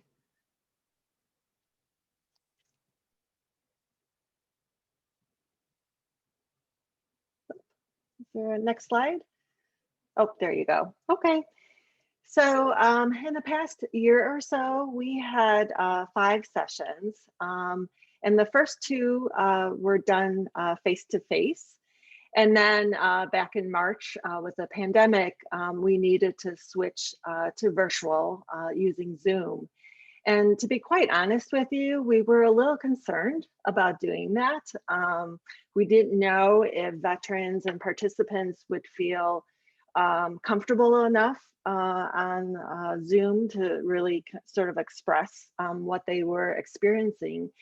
And to be honest with you, we were pleasantly surprised that people really did seem to, open up and to be comfortable using the Zoom conference, Zoom meetings. As Mike said, we had mostly men veterans in the beginning, and then when we did go virtual, we did have some female vets who participated. And we also had a caregiver who participated in the majority of the meetings. So we had a nice variety of different backgrounds and experiences. Next slide. So the types of pain experience that our veterans reported, primarily there was a lot of focus on back pain and leg pain. People also talked about bone pain, fibromyalgia, migraines, as well as pain following spinal cord injury. Next slide. Some of the biggest concerns that were expressed about pain was dealing with the stigma of pain, particularly, of course, chronic pain. As was discussed in some of the previous presentations today, the opioid crisis was also a concern. And I think just feeling like everyone feels like they're an addict or they might become one if they need opioids. COVID, of course, has limited some of the face-to-face non-medication options, such as acupuncture. And then there was quite a bit of discussion about how pain interfered with sleep. Next slide. And then another aspect that was discussed was how veterans felt that they were might be a burden to their families and even to the provider. And some actually reported that they stopped asking for help with their pain because they felt that the providers didn't really have anything else to offer them. And they felt that maybe, you know, the providers may have given up on dealing with this chronic pain. Next slide. Some strategies that they talked about that did not work very well. Some of the pain medication alternatives that they tried, they didn't feel were very effective. Over-the-counter medications such as ibuprofen and Tylenol.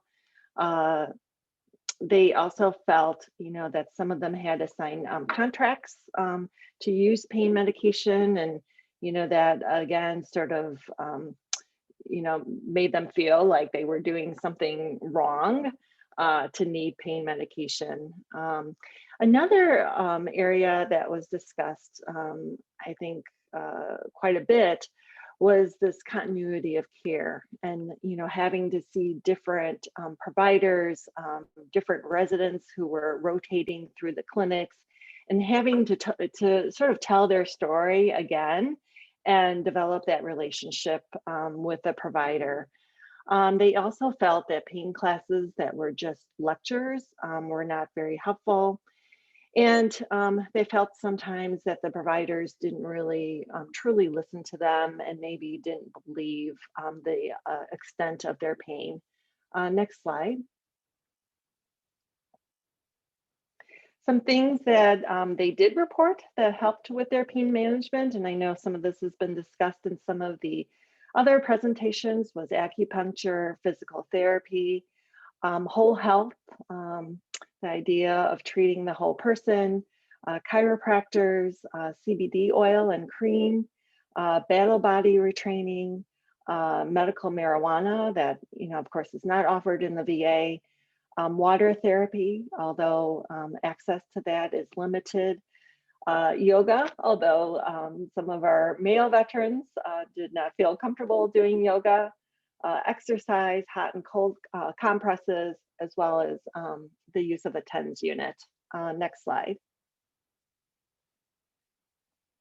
So where does this leave us?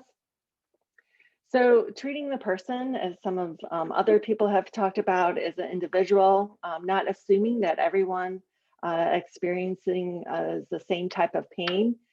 And then knowing that this pain doesn't go away. They may have good days and bad days, but in general, they're trying to tolerate it.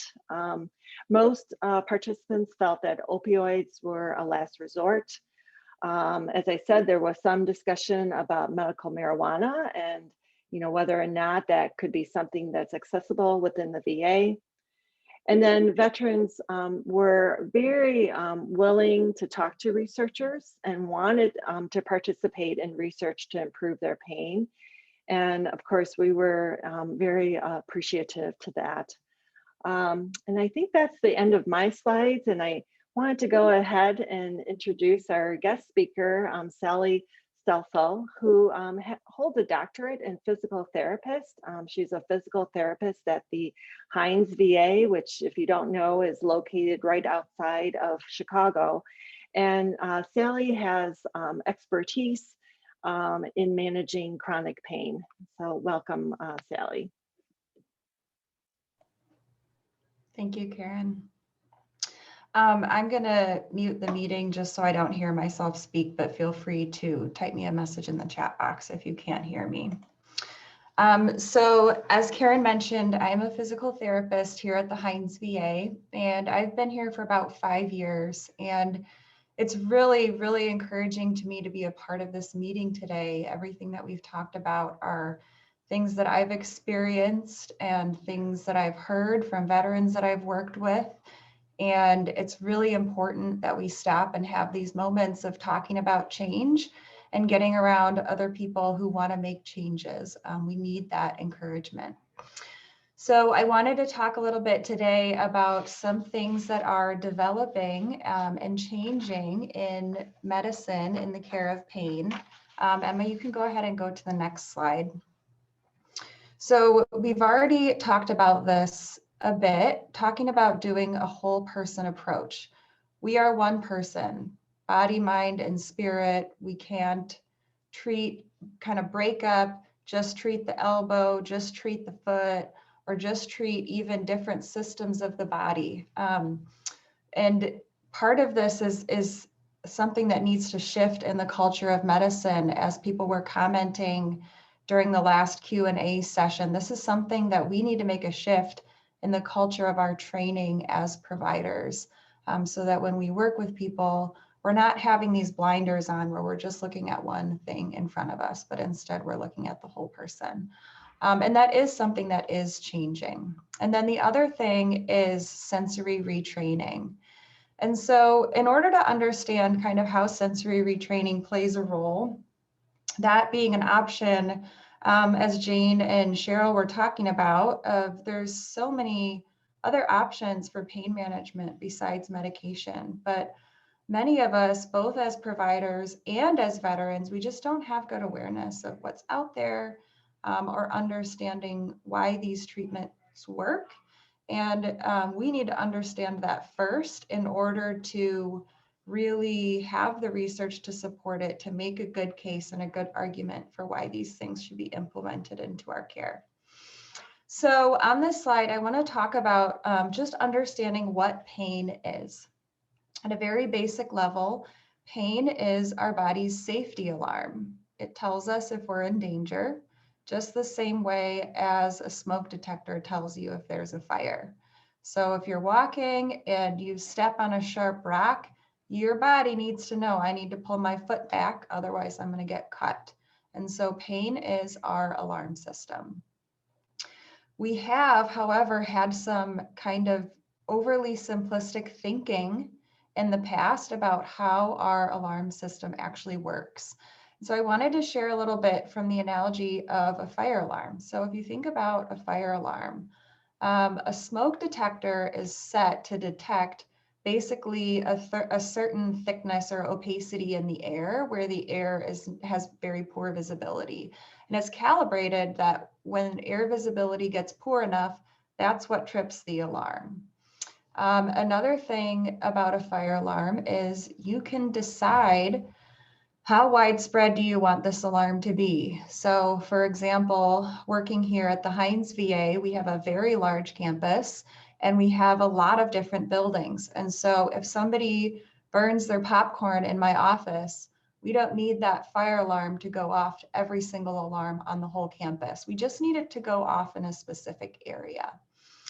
And so when we talk about pain, and pain being the body's alarm, we need to understand that the body's alarm can be customized just the same way as a fire alarm. And so your brain is making all kinds of automatic adjustments to the sensitivity of your alarm system. And over here on the side of my slide, you can see these kind of two brain diagrams. And the top one on the left is meant to represent somebody who doesn't have an issue with persistent pain. If they experience something painful, they get a little bit of brain activity. Hey, pain, alarm, you need to protect yourself. And the brain on the bottom that's kind of lit up all over the place is meant to represent what we see in people who have been living with persistent pain over a long period of time. And so one of the issues that we're facing is that over time, the customizations to our brain's alarm system kind of build on itself, and the alarm will become more sensitive over time. And part of that you could understand as just being because if you've experienced pain over and over and over and over again, your brain has learned that you live in a very threatening environment because pain is threatening. And so because your brain learns that you live in a threatening environment, It makes your alarm more sensitive because it's very concerned to pick up on any potential threat. Go ahead to the next slide, Emma. So when we talk about how to treat a sensitive alarm system, I want to talk about some options for sensory retraining. So if you're thinking about this, the goal is not necessarily that you're totally shutting off the alarm altogether. And that really isn't even our goal. We don't want to be 100% pain-free all the time. We need to know, if you're stooped over for 3 hours in a row, you need a little reminder that you need to not do that. So we do want some warning signal. We just don't want it to be blown out of proportion. And I think a lot of you who do have persistent pain would kind of verify that if you stand for 3 minutes, it already hurts. And that is an overly sensitive alarm. We should be able to stand for longer than 3 minutes. We should be able to sleep through the night. And so some of these treatments are meant at just decreasing the sensitivity of our alarm system. So over here on the left, you can see this gentleman with a Q-tip on the person's hand, and he's tracing out the number 8. And then in the middle here, you see this diagram of this gridded square on somebody's back.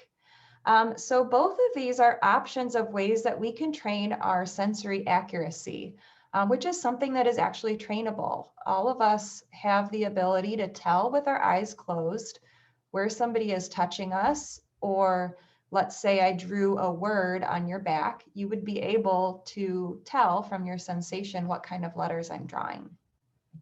So what happens with persistent pain is our brain redevotes, some of those adaptation is that our brain reassigns more of our resources to our pain, and it starts taking resources away from our normal sensory functioning. And so they've done studies where they've discovered that people with persistent pain have poor sensory accuracy in their painful body part, especially, but even overall. So if you take somebody who's had a bad right foot and they've had right foot pain for 20 years, they have worse sensory accuracy in their left hand than a person off the street. And so it's really caused us to question, why is this? And if we work on reversing that, will we make an impact on people's pain? And we found that we can. And so part of the way that you could think about this is if your brain gets really nice detailed reports from your body, it helps you to feel more safe. So if you think about, let's say you were a security guard and you had a huge building and you only had 3 cameras. If you had an alarm go off on one of those cameras, that's a huge area for you to cover. You don't know within that huge quadrant where the threat is. So you need to send out a lot of guys and alarm to a really large area because you can't determine where within that area there's a threat. Same thing with our body. We found that if we train your body to have really good sensory accuracy in those painful areas, it will start to localize the pain down to a smaller area, and it will bring the pain intensity down as well, because your brain knows exactly, it's able to pinpoint the problem, so it doesn't need to just give this widespread alarm to a really large area. And then the last thing I have on this slide is this little graphic to represent mindfulness. And I'm going to offer just a really basic explanation of what mindfulness is. And I'm sure there's some of you on this call that could give a much better explanation. But mindfulness is the practice of just being present and being aware with the activity that you're doing. So it's kind of the opposite of multitasking. So just to give an example, if you were to do mindful eating, instead of eating while you're watching TV or eating while you're on a phone call, you would focus on the experience of your food. So you might, as you're eating, focus your attention on the flavor of your food or the texture of your food, or just appreciating that your food is nice and warm, being aware of your body, being aware of yourself feeling, getting full, being aware of even the sensation of your swallowing and focusing your attention on that experience. And I picked this graphic because you can see on the left, there's this really blurry image, and on the right, it's in really clear detail. And so this kind of goes back to giving your brain a lot of details to work with and a very clear picture of what your body's experiencing. And by having that and feeling safe, knowing exactly what's going on, we're able to localize and bring down the pain response a little bit. Next slide. So these are some other options as well. And this is a slightly different approach. So instead of just giving your brain more information to help it feel safe, you're giving it specifically positive reports. So anyone who's in persistent pain, you're well aware that, you know, when you're sitting around, your shoulder, let's say you have a painful shoulder, that shoulder is constantly pinging, my shoulder hurts, my shoulder hurts, my shoulder hurts, my shoulder hurts. And so if you're not doing another activity, and sometimes even when you are doing another activity, that pain is constantly pinging you, hey, hey, hey, hey, it hurts, it hurts, it hurts. And so what we're essentially trying to do is give the brain some competing feedback. So instead of only getting repeated negative feedback, we're trying to kind of elbow our way in there and give the brain some positive feedback from those painful body areas to help desensitize that alarm. And so you can see over on the left here, this is a veteran who is doing a treatment called mirror therapy. And if any of you have ever had an experience with this, it's a very strange experience. So what he's doing is he has an issue with his right leg, with pain in his right leg. And so he is watching the reflection of his left leg in the mirror. And when he looks at it, it's an optical illusion that it looks as though he's looking at his right leg directly. He can move around his left leg and his brain thinks, oh gosh, I'm not hurting and I can see my right leg moving. I'm moving my right leg and it doesn't hurt. And so it basically is giving the brain this all clear signal. Hey, you're moving your right leg is fine. You're moving your right leg is fine. And so that can inhibit and block some of the incoming pain signals. These other two images off to the right, let's talk about the one down below. You see this cartoon of this boy, and he is imagining himself touching his toes. And this is actually something that we use as a medical practice to treat pain. And you can sort of think of this as like a vaccine for movement.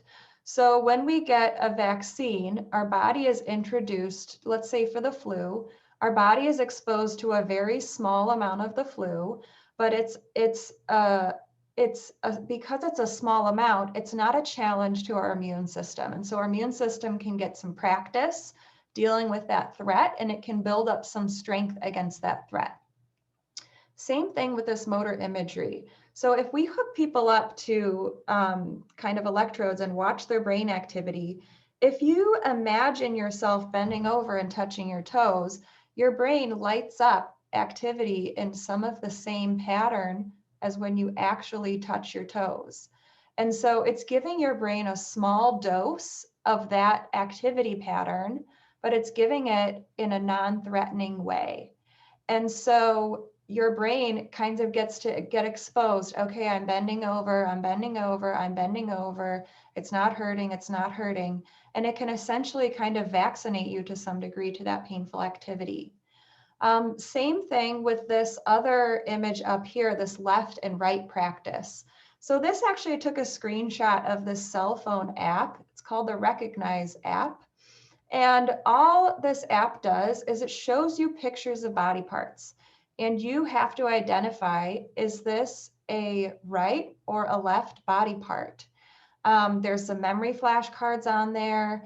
And what I've found in practice is what they found in research, that a lot of people, let's say you have a shoulder problem, when you look at pictures, even looking at pictures of shoulders, A, your accuracy might be really bad with telling a left from a right, surprisingly, and B, even just looking at a picture of a left shoulder can trigger your own left shoulder pain because of the way our brain just activates. Okay, run the left shoulder program. It runs its left shoulder program, and its left shoulder program triggers pain. So this can be a progressive way to expose that painful body part to sensory experiences and to movement on a really smaller dose. Go ahead to the next slide. So a similar version of that actually to this motor imagery practice is using virtual reality. And virtual reality is a little bit more of a newer thing. I think that people started really researching this for applications with pain management as it started to become much more popular just for video gaming use when Samsung and other smartphones really started to come out with these portable virtual reality systems. And what we're finding in research studies is in the same way that you look in the mirror and you can give your brain this false positive experience, you can have the same thing with virtual reality. So if you are in a virtual reality world and your avatar is walking, your brain experiences, I am walking, I don't hurt. I am walking, I don't hurt. And so again, it's just something that can help to dampen that pain activity. So you can see over here on the left of this slide, it shows these two pictures of pain-related brain activity, one of them just at rest and one of them a painful activity, but with virtual reality. So you can see there's so much less pain activity in the brain when this person is using virtual reality. So just a really cool thing that's coming. This is something that is in practice at certain VA facilities, but it's not widespread yet. I've heard kind of talk on the ground from many other physical therapists across the country who are in process of getting these systems purchased and implemented into our clinics, but it's not widespread practice yet. Go ahead to the next slide. So I wanted to offer this slide of just some helpful resources. This first one is a booklet that was actually put together by the Army, and it explains in really, really nice detail some of the things that I talked about today about understanding the pain as an alarm system and how you can kind of make some tweaks to make that system less sensitive. And if you Google it, you can find it right there. And I'll type the title into the comment box just so people have it for reference after the slides go away. And this other image on the right side of the slide is the Graded Motor Imagery website. And that just gives some simple instructions about using mirror therapy and motor imagery and the left and right practice. Just giving you some steps of how to do that and some just more detail on how to apply it and why it works. And I will have my contact information on the last slide. If you have any questions about this, I'm happy to email about it. I have a ton of other resources about some of these treatments. Next slide. So I want to talk a little bit about, what do we need to do now in light of some of this information? And one thing I want to say, kind of talking to providers first, if we think about pain as a survival alarm, that kind of helps us understand why it's very important that people feel heard and that people feel listened to. Because if you think about just survival, let's say you're in the bottom of a pit and you're calling out for help. If nobody can hear you, your heart's going to beat faster. Your system becomes more active because you're not threatening. You are under more threat. And so people can have that experience with medical providers as well. If you are talking, you're sharing about your problem, you're sharing about your pain, and you don't feel heard, that makes your brain feel unsafe. It makes you feel like, I don't have access to help, nobody can hear me, and that becomes more threatening. And so your system will sensitize your alarm even higher in order to protect you. On the other hand, there's actually been a lot of research to document that if people have really positive experiences with providers, that they feel heard and understood, they feel safe, and they feel like their providers know what they're doing, it can actually, even just that experience can decrease your pain because you feel safer. And then just a word to those of you who are veterans, I want to encourage you to continue to advocate for yourselves. Change in the medical system, as we've been discussing, it just takes so long. It's really hard to shift the culture of medicine over the years. It's such a large machine. Even the VA, we're such a large system, it takes so much effort to make changes, but it's really worth fighting for. And so I want to encourage you to continue to use your voice. And also, you can go ahead and move to the next slide, Emma, that's fine. And also, just to be thinking, if you think about pain as a survival alarm, pain is protecting you in all dimensions. And that includes things more than just physical injuries. It includes your relational health, it includes your nutrition, it includes your sleep. And so as much as you can, you want to focus on trying to get healthy as best you can in all these other areas with your nutrition, with your sleep, with your relationships. Anything that's going to make your brain feel safe is going to help that pain alarm to calm down. And that's it. Time for questions.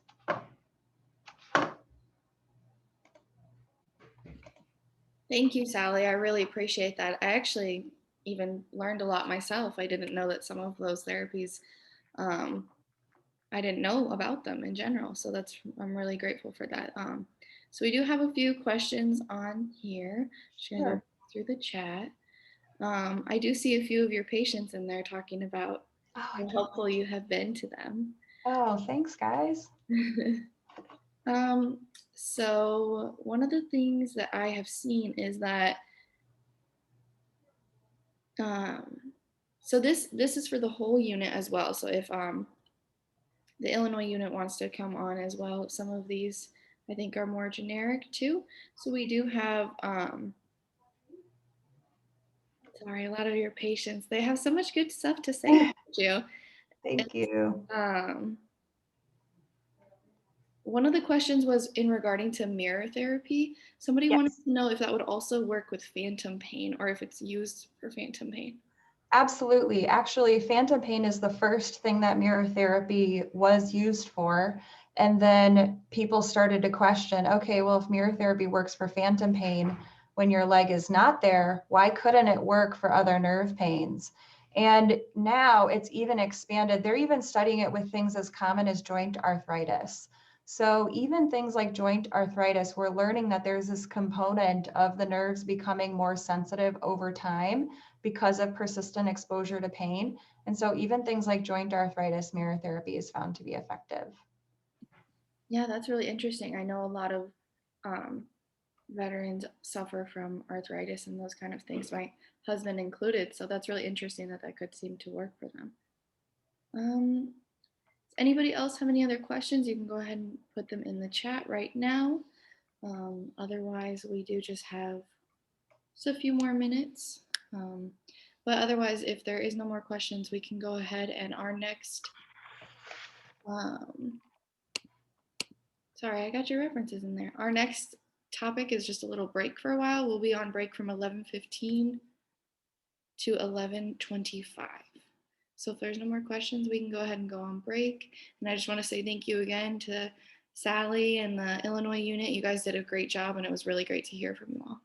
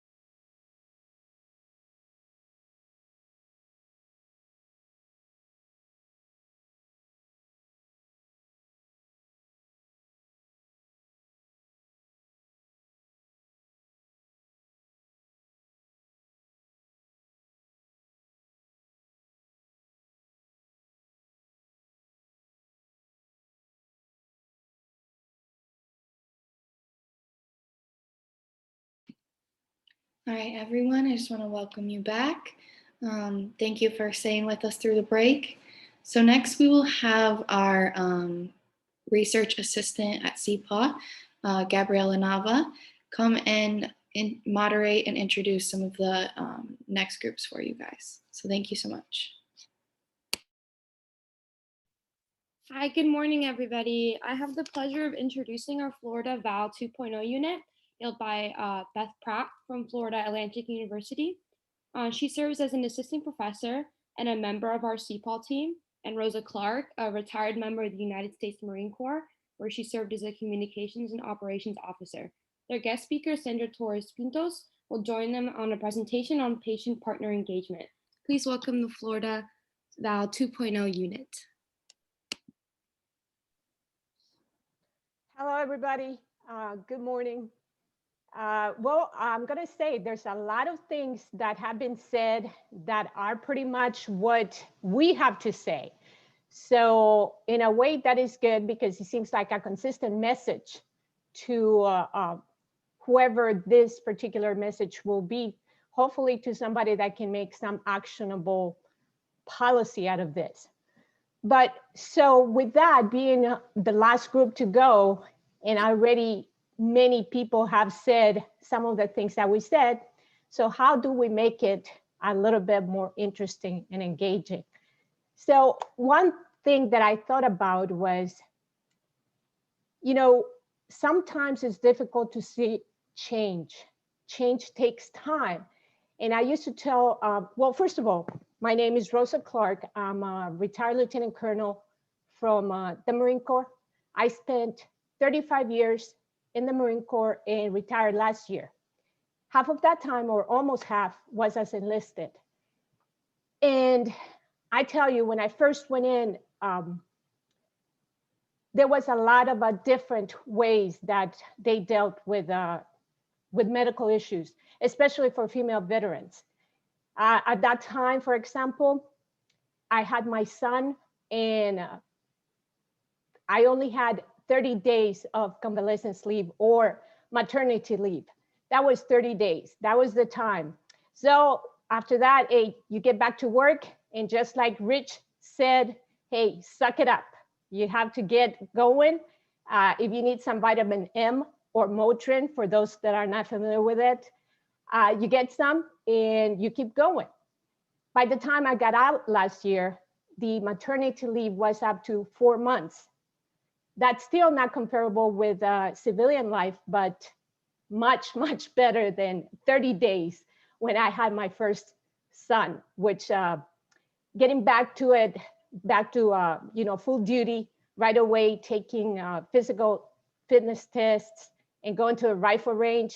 Well, it was challenging, but you suck it up and you do it. So I think that what we're doing here with this research or this project to provide some information to the powers that be, whether it is that senator that Rich mentioned or whether it is the VA that takes action on this, is a very good thing.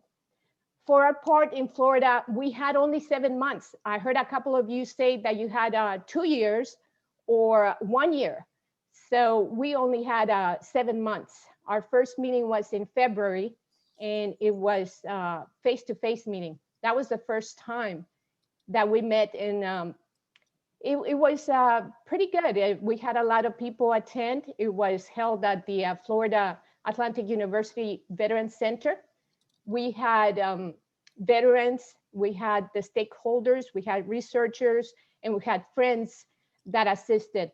One of the advantages in a face-to-face meeting, obviously, is to meet prior to the conversation starting, and you start to get to know people, and the conversation kind of flows in a better way or easier way. So when we transition, you know, to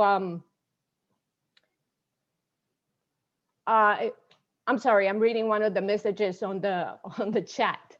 As we transition, we started with the virtual meetings, and we were a little bit concerned, just like the other units said, that we might not get a lot of participation or that it would be more difficult. So that was a little bit, in a way, something that we didn't need to be concerned about, because what we found was that meeting virtually actually was a little bit easier.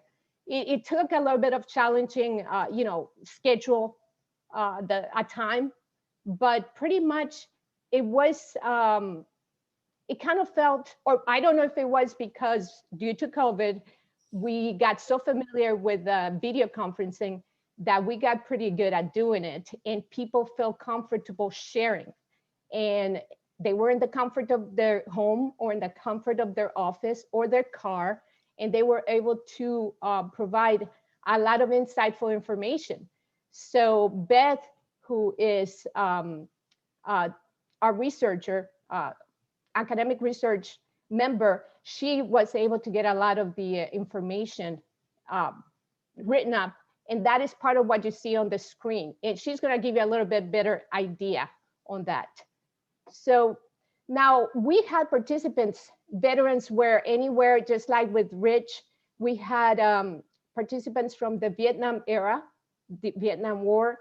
We had from Desert Shield, Desert Storm, Operation Iraqi Freedom, Enduring Freedom, and Operation New Dawn. So we had a long span of experience and just points of view. But just like with everybody else, part of what we found was the same things. We as veterans have a lot of pain, and we manage however we can. Now, the VA has gotten a lot better at doing things, but it's still not in the way that we actually can understand it. Sometimes it's pretty difficult. Let me see, there is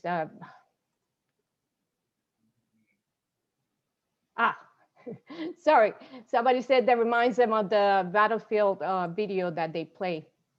So sorry about that. I didn't know if it was a question.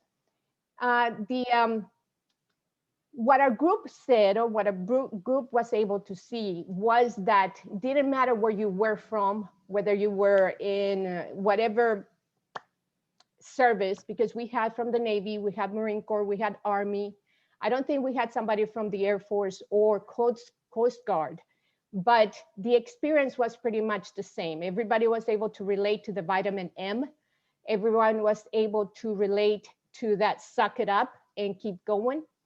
Now, one thing that I do want to mention as far as being active duty, in my time of active duty, what I saw, as I told you first, it was hardly any concern for medical. When you go to sick bay, as we call it, you feel like you have, like you are being thought of as malingering.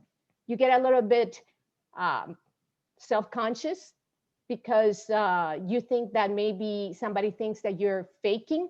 So sometimes that is a little bit a deterrent from going to sick call. And eventually we keep re-injuring and re-injuring anything that we were going for at the same time, and it does not get better, but it gets worse.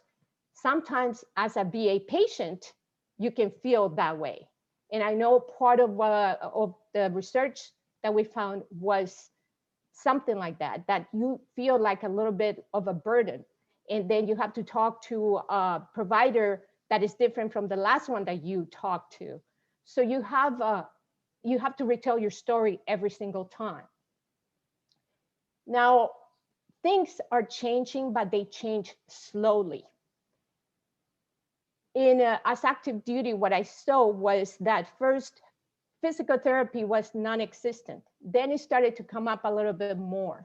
And then evidence-based practice was definitely found that physical therapy would get service members back into active duty or full-time or full duty much faster than just, just letting them take some medicine and mask the pain. But this was a better way to address it. So there are things that as active duty they are doing, but not necessarily keeping in tune with the civilian world. So that is another thing. Now, when you come out and the VA is going to see you for different injuries related to service, they may also be behind the civilian curve. And that sometimes is a little bit disheartening, because you know that you can go and get something somewhere with a civilian doctor that is going to make you feel better, but you don't have access to. And I know the research has shown this, and Beth is going to talk about that. And Sergeant Major Torres Pintos, Sandra, our guest, is going to provide us with some of her experiences on this particular subject. So, you know, not to repeat anything that we have already seen or said, and in the interest of making sure that we stick to the timeline, now Beth is going to take it up. She is the academic research member, and she can't wait to tell you what we found. So here she is.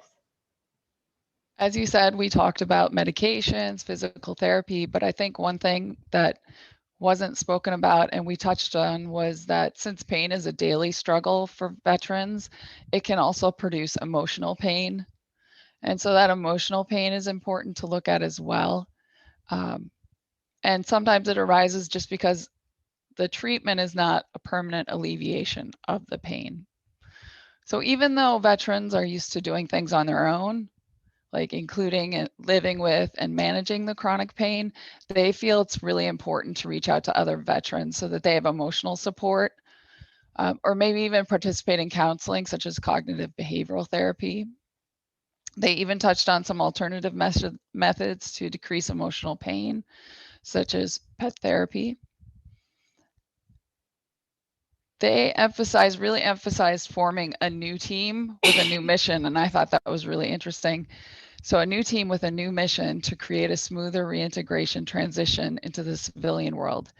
And in doing so, their goal is to improve their well-being, social, physical, emotional well-being. So some of the veterans that we have meet with other veterans on a weekly basis, and they really stress that being in community with other veterans who understand that experience is a source of support and also brings calmness to their lives that they need. Other suggestions, and some were touched on, was to make sure that we focus on the whole person instead of just pieces and parts, and to look at alternative therapies. They feel that healthcare providers must keep an open mind and try to think outside of the box, which can be hard when you have particular procedures to stick to. But they would like to see holistic health management begin actually while on active duty and continue through their veteran status. So some people suggest maybe giving healthcare providers incentives to incorporate holism into plan of care might be helpful. And as Rosa was saying, the switching of healthcare providers is difficult, but they did suggest maybe a federal centralized database, something that a provider could look at and get to know that person before they actually go in for the visit. So at that particular time of the visit, they can discuss their present concerns. So as far as research, we found that veterans would prefer to participate in research for complementary and alternative therapies. And for example, research might focus on wellness coaches who may be assigned to active duty military members towards the end of their career and throughout the first 2 years as a veteran to improve their reintegration into society. And the wellness coaches could also assist them in teaching them methods such as preventive care, body mechanics, body awareness, and meditation, and their importance in chronic pain management. They also propose maybe nutritional education, such as meal preparation classes, since nutrition is linked to chronic pain and inflammation. So we were thankful to have input of all the participants in the meeting. And for this town hall, we believe it's important to listen to the perspective of a veteran who participated in this CORI project in the Florida unit. As such, we have the pleasure of introducing and interviewing retired Sergeant Major Sandra Torres Pintos, United States Marine Corps. Sandra served in the Marine Corps for 25 years. Her many assignments include the 2 tours of drill instructor duty, serving as the first female first sergeant for drill instructor school, and serving on a ship as squadron sergeant major for a Marine Expeditionary Unit. So welcome, Sandra. Thank you for your service and thank you for being with us. Thank you, Beth. Thanks for having me. Could you describe for us your experience as a participant in the PCORI project meetings? Sure. I think my experience was very pleasant. The meetings were set well in advance so that we can work around this, it could work around our schedules. I actually like the fact that it was done virtually. As Rosa mentioned, I think doing it from home made it a lot more convenient. Honestly, if it wouldn't have been for virtual meetings, I wouldn't have been able to participate because I'm not in Southern Florida like Beth and Rosa. So I was very happy about that. The staff was obviously very professional, but what I really enjoyed was two things. One was that it had a veteran representative on the research team. I think it made the veterans feel very much at ease. And, I also like the fact that both Beth and Rosa really emphasized the importance of us not having to say or share anything that we were not comfortable with. So I think, you didn't feel obligated to respond to anything, but I think doing it with a veteran facilitator and also with the other vets definitely made it more relaxing and you wanting to share your experiences with chronic pain. I also like the fact that the participants were very diverse. So that was also good to see. That's great. What are your ideas about future research projects that would enhance chronic pain management? I think a few of them actually, I heard you guys mentioning it, but I think that definitely continue to look at different methods to treat chronic pain. I think that, with medical technology constantly changing, that the VA should always be open to looking at the different methods of providing that treatment. I do feel that sometimes, when we go to the VA, we feel like a number sometimes. One of the things, like you guys mentioned, that you're constantly being shuffled from one provider to the other. I hear that a lot from other veterans and veterans that were obviously on the research. For me, I'm very fortunate that I've actually maintained the same primary care provider. And I think that makes a huge difference.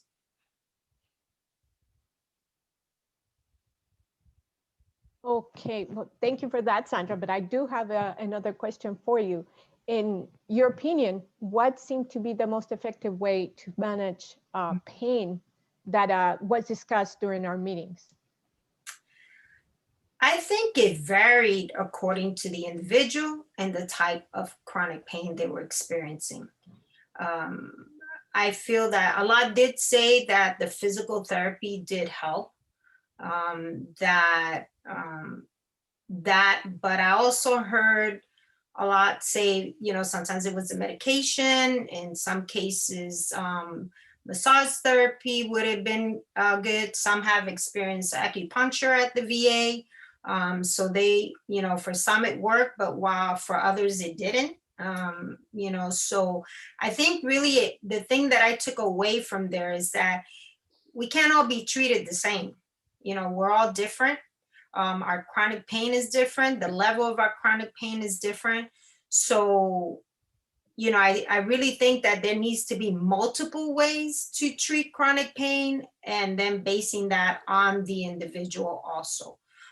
So I think having multiple ways to treat the pain also helps you emotionally, in the sense that, like Beth was mentioning, for me, I'll just say back pain, but, you know, you sometimes have to go through multiple different treatments to find that one that works for you. So I think that, you know, the VA should always be willing to, if that's not working, be listening to what the veteran is saying. Because sometimes, again, we might not feel like we're being listened to.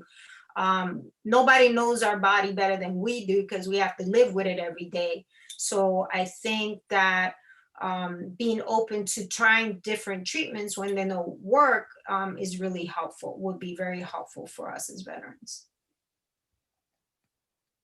Well, you touched a little bit, but can you tell me what do you think would be the ways that we can make the PCORI meetings a little bit more successful in the future? Definitely having the veteran as a facilitator will be very helpful. Yeah, we're all about the camaraderie, you know, really, and the veteran doesn't even have to know the veteran facilitator. Just the fact that they're veterans right there, they're going to be a lot more open to participate, and also to voice their their opinion or what they feel should be heard, you know. So I would definitely say that that's one of the things. Secondly would be from the jump to let the veteran know that their participation is helping other veterans, because veterans like helping veterans. And, we're so used to it being about the team, right? So bringing it forth like this is to help the team, the rest of the veterans. So I think that would help you to get more veterans to definitely participate with it. And, I really like it being virtual. I think it makes it convenient. I think people are comfortable, like Beth said, in their homes. I think you'll get a bigger audience, right? Because this veteran here can talk to their bud over there on the other side of the country and say, hey, can you participate? I'm going to participate in this. I know you have problems with chronic pain. Why don't you participate along with us? So you might get a better scope of the issues that veterans are suffering through. Okay, now another question. Females being the very, very small percentage of the armed forces, the same translates to being the patients in the VA. Is there anything that you can share with us as a female veteran in what you would like to see as a female veteran in the VA? Well, I'll start with the first one. Don't ask me if I'm a veteran. That drives me up the wall. Amen. It's like, don't ask me. Just, I get that all the time. I'll come in and they'll think I went into the wrong hospital when I go into the emergency room. They think I want to go across the street to the civilian hospital, and I just happen to make the wrong turn and end up at the VA hospital. So that would be the first thing is, we're vets too, and not assuming that we're the spouse. And nothing to say anything against our spouses. I'm a veteran spouse too, but that would be the first thing, because it makes you not feel welcome. It makes you not feel welcome there. It makes you honestly, emotionally, almost sometimes feel the same rejection you felt when you were in the service sometimes. So this should be a place where all veterans feel welcome, so that would probably be the first thing. I will say, I think the VA has come a long way with women's health. Where I'm at, we have a women's health clinic, and the staff there are superb. They have great bedside manners, and, they really make it a point to provide a good service to you. And I think that makes a huge difference. Excuse me.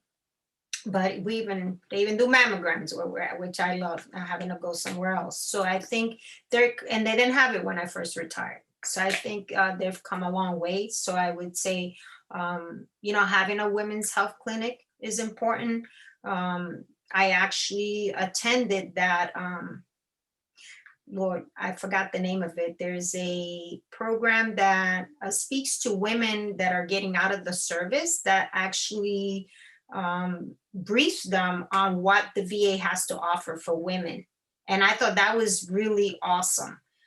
So that's another good thing, right? Just letting them know before they even get out what services are provided for women veterans at the VA hospital.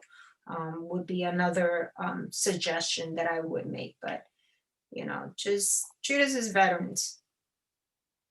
Okay, thank you. Now, there's another thing. You work with a lot of veterans, namely college students that work with you there. As we can relate when we're active duty, a lot of the Marines that we knew, a lot of the service members that I have heard about, sometimes we prefer not to even go and get seen a medical because, whatever the reason, they're not going to believe it, they're not going to get it right, they're going to try to give something that we already can buy over the counter.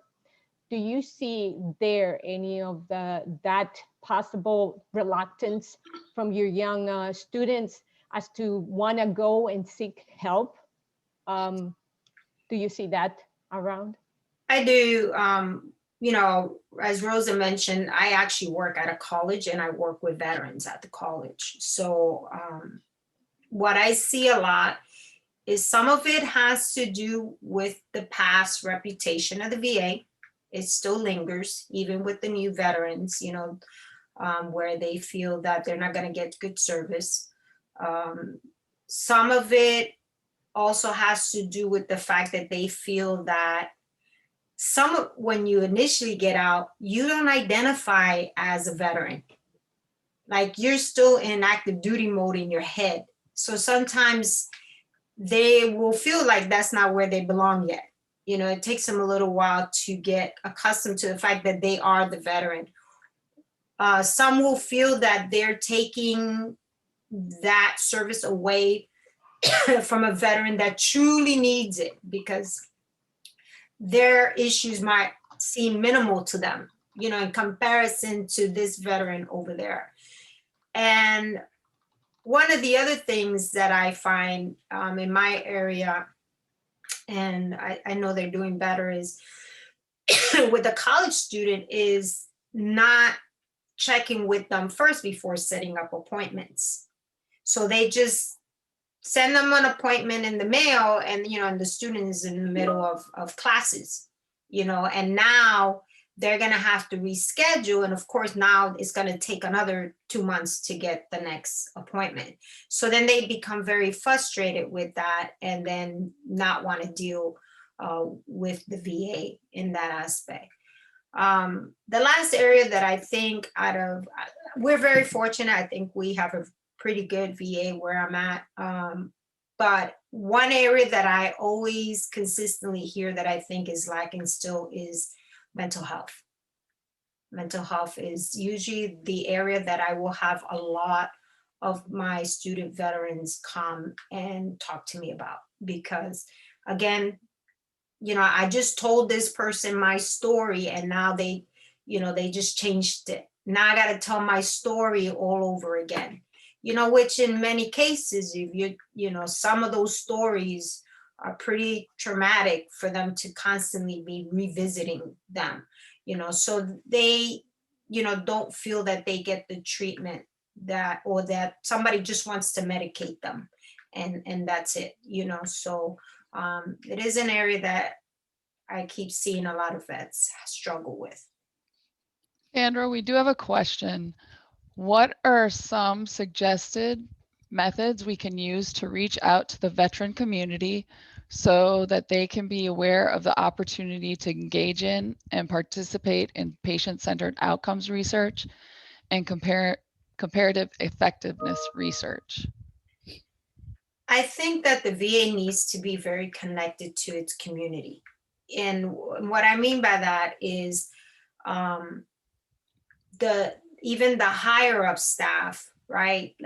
Again, like I could tell you who my director of my VA is. Why? Because he takes an interest in Santa Fe College and the student veterans there, right? And he comes out and does different things at our college, right? So it establishes that relationship. Same thing, he does the same thing within the community with the different veteran organizations, right? They all know who he is, you know, and I think that when the VA establishes the relationship within the community, then the community will be more at ease and feel more susceptible to go and help and assist in whatever research they're looking for, right? Again, it's all about that personal relationship. So since sometimes people may not go to the VA or a VA might be far away, what are some non-VA organizations or ways, say universities or nonprofits could reach out for your participation or veteran participation? I would say any of the veteran groups, like your Marine Corps Leagues, your Veterans of Foreign Wars, your Korean War veterans. I would say your veteran services officers, each county has one. You know, they're normally, a lot of counties have a veteran advisory board within the county, ours does. And in that meeting, there's like 15 representatives from all different veteran organizations in the community.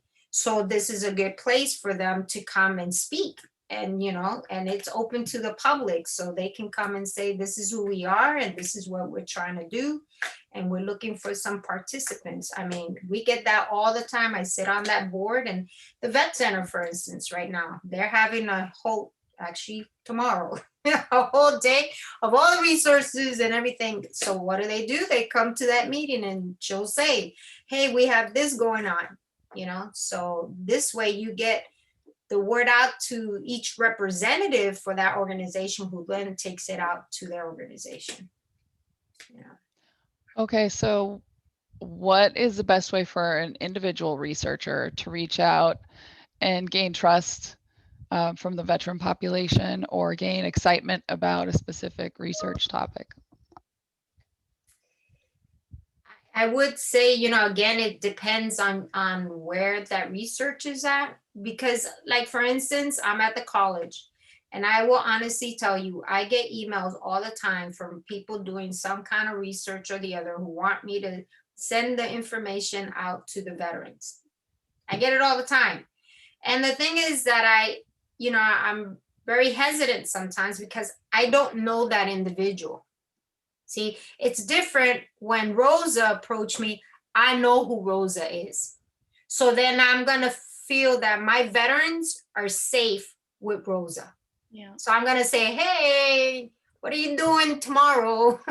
You know, or hey, how about getting so-and-so, ask so-and-so if they want to participate, right? Again, relationship, right?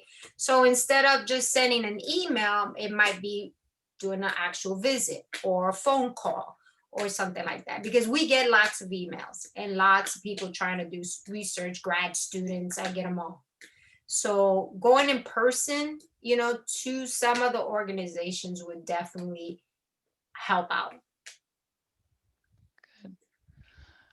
Does anybody else have a question? If they could write it in the chat and we can go from there.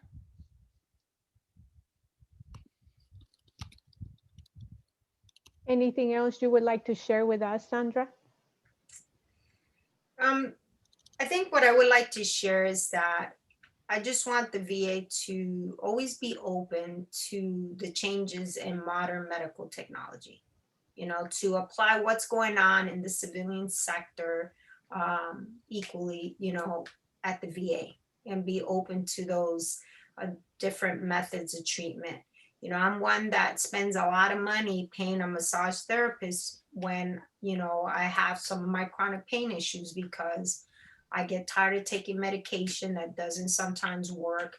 And, you know, I don't want to keep feeding my body full of pain medicine. So I will go and spend the money out at a massage therapist, which works really well for me sometimes, you know. So being open to just things like that.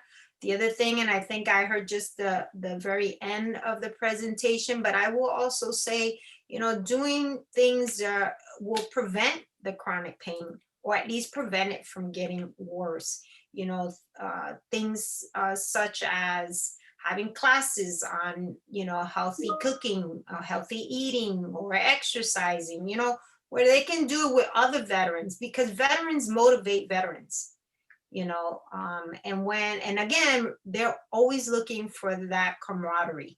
So, you know, if you have something where they can do it together, then you might have more success at them, you know, doing stuff for themselves that will help their health. You know, too often, you know, they get out and forget all those things that the military taught them, like exercise.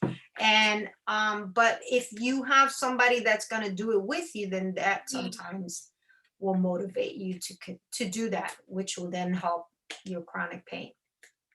At least that's how I survive with mine most of the time. Looks like we So, have 2 more questions. yes. We have, what is the best way for individual researchers to reach out and engage the veteran population and gain trust and excitement from one email, call, etc.? Would you recommend veterans joining / engaging in research, and why or why not? I think I mentioned ways to do it, but I would definitely say that I would recommend that they do. I think it's only, you know, again, it's about the team where, you know, it's about, they need to remember that it's about serving others. That's what most of us did when we joined. It was about serving others, and that's what we did for many years. So I think that veterans should, it's only going to benefit them and their comrades, you know, so for sure, you know, but again, it's how it's presented is going to make a difference on how you're going to get people to participate, because it's about trust, you know, it's about trust. And veterans have to feel that they can trust the individual before they will participate. Here's another one. What are some health topics for future veteran-centered PCORI engagement projects? I didn't think about that one.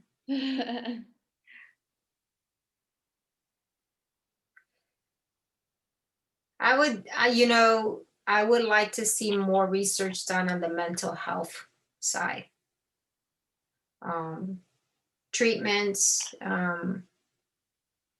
just even research on what works for them, what helps them, because I just, again, feel that that's one area that we're still lacking in, that we definitely need to put more effort into.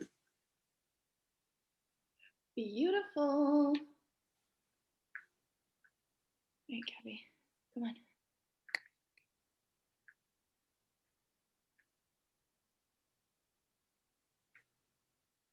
All right. I think, is there any more questions? Beth, do you have any more questions? No more questions here. I don't see any more in the chat. Anybody else? You can put it in the chat. I think we have 2 minutes. Yep. Yep, still have 2 minutes if anybody has any last minute questions. I think we're good, Gabby. All right, thank you so much, Dr. Pratt, Sandra, and Rosa. I think we learned some pretty great things here today. Thank you so much. Thank you, Sandra. Thank you.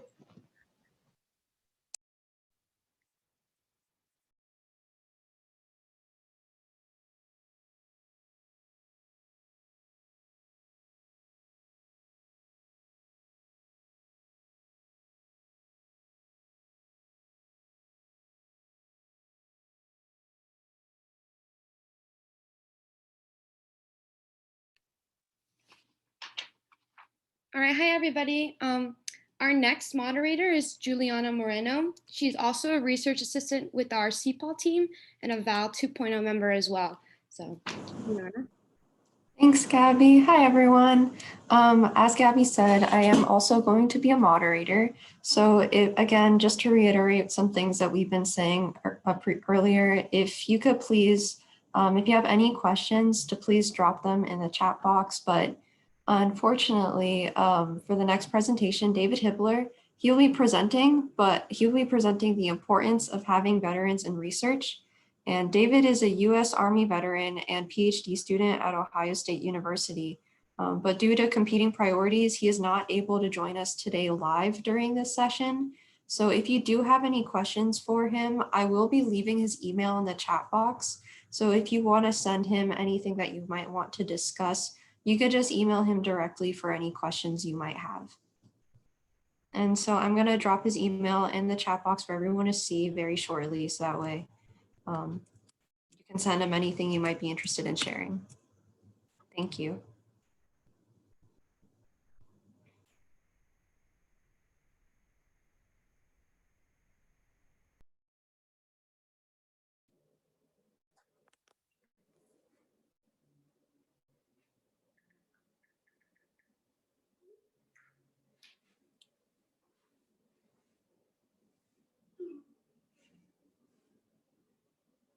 Agenda. So since this is the very first time that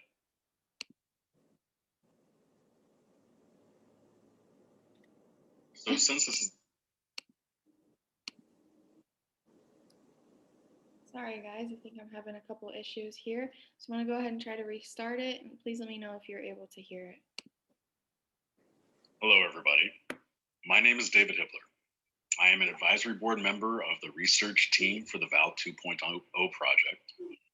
And I've been asked to talk with you all a little bit about why having veterans involved in research is so very important, especially on a project like this one, where we're trying to develop a national veteran-centered chronic pain research agenda. So since this is the very first time that I'm meeting most of you guys, even if it is just virtually, I figured I should introduce myself, tell you a little bit more about who I am, why I'm on this team, my own personal veteran research experience, and why I think that having veterans involved in research, and this particular research in particular, is so very important. First off, that up there is a picture of me. It might be slightly dated, but I promise you guys at one point in time, I was a handsome little devil, even if that time was far in the past. Now, these are my pups, Orion and Atlas. They are both big, loving mutts and don't really have a lot to do with this project, but I do love them. They are a very important part of who I am, and I thought they'd like to be part of this presentation. They are my little study buddies, so when I'm in my little basement office working on research or school projects, they are generally on either side of my desk, snoozing away and filling up my teeny tiny, poorly ventilated little office with their gross, smelly puppy farts. And any dog owners out there will know what I mean. But to start things off, I am a veteran. I was an Army combat medic for 9 years. I served between the Ohio Army National Guard and active duty, and I did a 15-month deployment to Baghdad, Iraq, which started a little bit before and went through the troop surge there, if anybody here remembers that. This is a picture of me and my small team outside of our very small little troop medical clinic on Camp Slayer in Baghdad. I learned a lot during that deployment, probably more so than any other equivalent time of my life, maybe even more so than many other larger times of my life. It was often a trial by fire, and you had to learn. You had to learn fast. People's health and lives were on the line, and you really had to figure out what it was you were doing. My time there did a lot to push me towards studying science and research. And even in fact, as a medic, I got to participate as a data collector for the Army's big traumatic brain injury research study, which has provided us with a lot of what we know about TBIs today, and has really helped us in the understanding of how to treat those. I got bit by the learning bug so very hard while I was deployed. So much so that 3 days after I got back home, I was sitting in a classroom at OSU. This was just 3 days after I got out of a war zone. I was pursuing 2 separate Bachelor's of Science degrees, one in psychology, one in biology, and I even tacked on a 3rd related specialization. I was able to finish all of that in less than 6 years, at least if you subtract out the military deployments. I really wanted to know what made us tick and how we could better understand the world around us and to make it a better place for our loved ones to live in. Once I finished those degrees, I started working in research. I started off small. I was working at the Battelle Memorial Institute, where we worked on things like 2-PAM chloride and anthrax vaccines. Hopefully not too many of you know what 2-PAM chloride is, but it's an anti-nerve agent. From there, I went on to Procter & Gamble, where I did a lot of product development research. Then after Procter & Gamble, I got called back to OSU, back to my home, to work at the OSU Wexner's Medical Center, James Cancer Hospital and Sloan Research Institute. That is a mouthful. And that's where I worked with patients on the chronic lymphatic leukemia team. Apparently I did an okay job because I got poached away from the James Cancer Hospital by another part of OSU, the OSU Nursing College. They asked me to be the research project manager for several of their research scientists and on a multitude of their projects. The OSU Nursing College was a great place for me to grow and provided me a lot of opportunities. One of the very specific opportunities they provided me was to work with one of their veteran researchers. They specifically wanted me to work there because I was a veteran.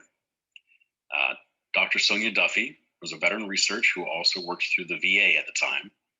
And not being a veteran herself, like many veteran researchers, she specifically wanted a veteran's help and perspective on her work. She did a lot with veterans cancer studies, and she wanted to know what it was like to be a veteran and see how things looked from a veteran's point of view. This was really important to her. And through her and my work in the nursing college, I was also introduced to several other incredible veteran researchers. This included Dr. Cheryl Cross Perello and Dr. Linda Flynn, who you've seen here in this project. And I've been able to work on some really inspiring projects with them as well, even outside of this.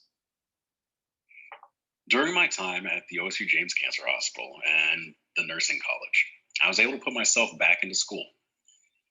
OSU had some great benefits for its employees in regards to tuition at the college, and I was able to continue pursuing my love of learning and to develop higher level skills as a researcher. First off, I started to go back for my master's, and I went to the OSU College of Public Health. Then after I completed my master's in public health, I went on to pursue my PhD. I'm currently doing my PhD at OSU's College of Evolution, Ecology, and Organismal Biology, and it's been a pretty wild ride so far. During this time at OSU, it became pretty well known that I was a veteran and I want to give back to my military community. In fact, when I was working at the nursing college, staff would walk any prospective veteran students up to my office and introduce them to me, even though I wasn't any sort of entry point there. They knew that I would connect with these veterans on a different level and be able to introduce them to people they knew and give them the information they needed. Well, because of this, I was approached by some of the leadership in the OSU's Office of Military Veterans Affairs. They asked if I would help them build a new program that they were starting called the Veteran Community Advocate Program. In this program, the Veteran Community Advocates, or VCAs for short, serve as liaisons between individuals in the military and veteran communities and the faculty and staff at OSU. We try to provide knowledge and insights to the school and to serve as a point of contact or battle buddy to military and veterans trying to make transitions into the academic world. That can be a pretty rough transition. I gave myself 3 days before I went to school after coming out of a combat zone, and it was not a good idea. This VCA program can be a lot of work sometimes, but it's incredibly rewarding. And it means a lot to me to be able to give back and help other vets go through something that was a pretty rough time in my life. I love being able to see other vets be able to do better than I.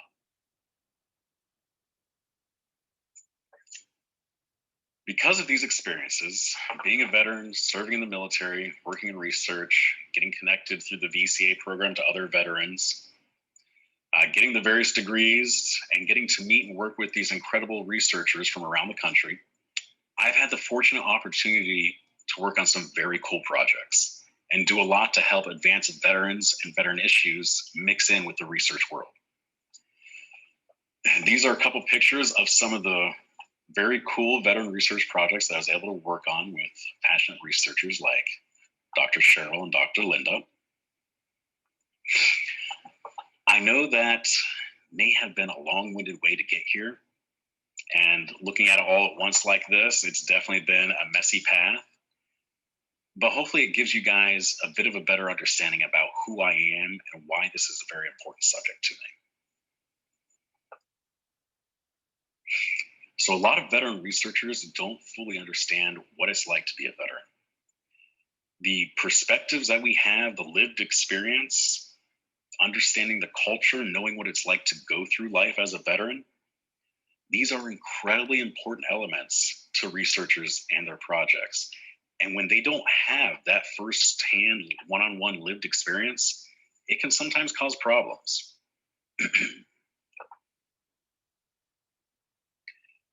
So I apologize if this is a little bit of an oversimplification, but this is what the research cycle looks like to me. The process of research basically breaks down into three different components: the what, the how, and the who. The what is either the topic or the population that you want to study. The how is the design of your project and how you're going to conduct the research. And the who involves the dissemination of findings. What populations or communities or people can benefit from the knowledge and information that you're generating from these projects?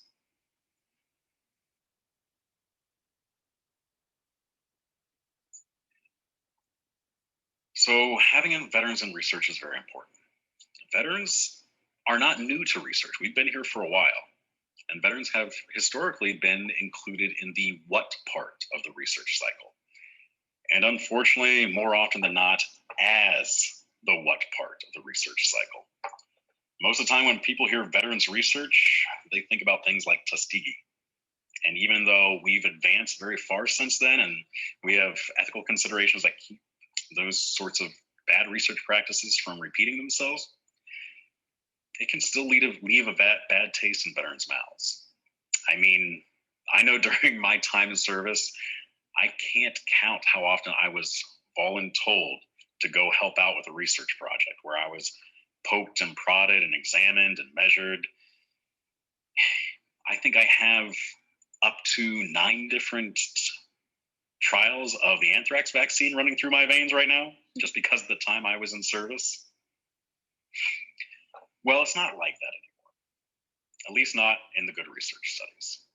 This particular study is funded by the CORE, which is the Patient-Centered Outcomes Research Institute. And surprisingly enough, they specialize in studying a specific kind of research, which is called patient-centered outcomes research. And patient-centered outcomes research means that in this research, we want to include the desires, perspectives, experiences of the subject matter experts, the people who are involved in this, the people who it's important to themselves. And we want to include that in every step of the process. So including veterans and key stakeholders in every part of the research cycle, and making sure that the research that's conducted benefits the veterans and researchers alike. And we do this through the 3 different parts of the research cycle. So for what, we want to see what is important to veterans and what needs to be studied. The how is how the key insights of the subject matter experts into the subject matter itself, the processes, the culture, everything to do with it, can affect our study procedures, our study itself, and to figure out how we can best design and conduct the best study. For the who, we need to know who needs to be made aware of the findings and what communities can benefit the most from the information that we collect or that we develop, and how to best reach those communities. Veterans are key at this. Veteran networks are incredible. We can reach hundreds of thousands of our brothers and sisters very easily through all the different veteran organizations that many of us are part of.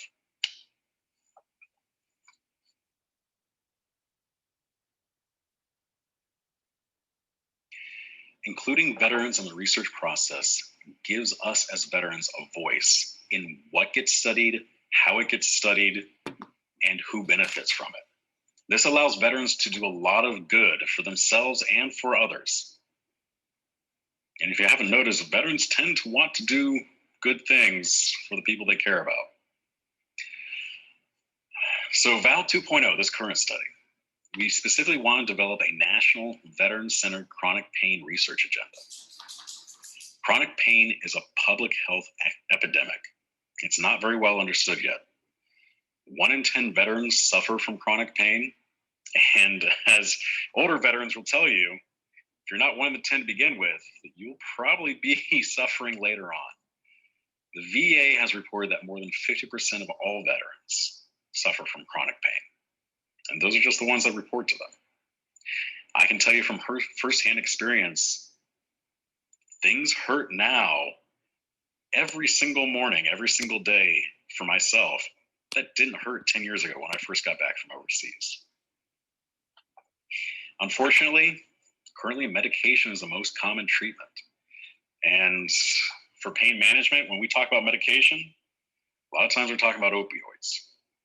And opioids come along with their own problems. We found trying to use opioids over the last several decades that unfortunately you can develop addiction, and it can lead to a whole host of problems, unfortunately, oftentimes death.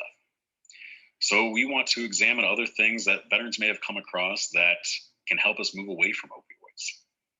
And also, veterans can be a very complex subgroup, much more so than other normal, well, quote unquote, normal patients can be. We have a complex history in regards to everything that we went through when we served and everything that we went through overseas. And that stuff still unfolds years and years after our service. Many veterans are just now finding about issues that could have come along from deployments to veterans to Desert Storm and before. These things keep on building over time. And it makes us a very special subpopulation to study for chronic pain. Before this project, there was no national platform for veterans' voices on chronic pain and its treatment. And that's a very unfortunate circumstance. The VAL 2.0 project helps to close the knowledge gap and prepare veterans for active participation in research activities. That's not just as research subjects. We want veterans like you, like myself, at every single step of the process so we can make these studies better and we can be more effective with what we do with this information. Giving veterans a voice helps us to understand what veterans need to improve pain management, strengthen our researchers' abilities to be better partners with veterans and other patients, to develop more effective and efficient research projects so that we're not just getting information that nobody's going to use or that nobody needs. And in fact, we get the information that's going to help people the way they need to be helped. It helps us to build a channel to disseminate study results, especially through these veteran networks, and allows us to develop a national veteran-centered chronic pain research agenda for focusing on future studies and future research. So not only are we going to develop better projects now, but using the veteran's voice, we are able to shape the direction of where research goes for the future so we can continue to address what needs to be addressed for our veteran community. This is incredibly important. And projects like this are few and far between, and we need more direct support for our veterans. Getting veterans involved in research and teaching them how to be full partners in research is one of the most important things we can do for veterans' health and welfare for the future. Having that veteran's voice is essential to fully addressing all the myriad of complex complications that go into veterans' healthcare. Personally, want to thank you guys for being a part of this. So whether you are a veteran, a researcher, a stakeholder that holds some other spot in society and just cares about veterans' health, or maybe just specifically care about a specific veteran's health. Thank you very much for participating with us, for helping us with this project and helping us to better research and to improve the health of our veteran community overall.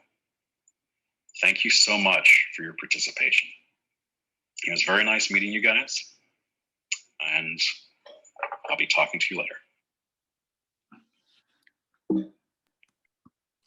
All right, so that was David's presentation, and although he's not here, I still want to vocalize that I give him a big thanks for joining us, at least virtually, through this video to present his presentation. And again, if you have any questions and would like to further discuss anything that he shared in his presentation, or if anyone's interested in just talking more with him about anything that you're interested in that may have come up, or just talking to him directly about anything else, you could email him directly.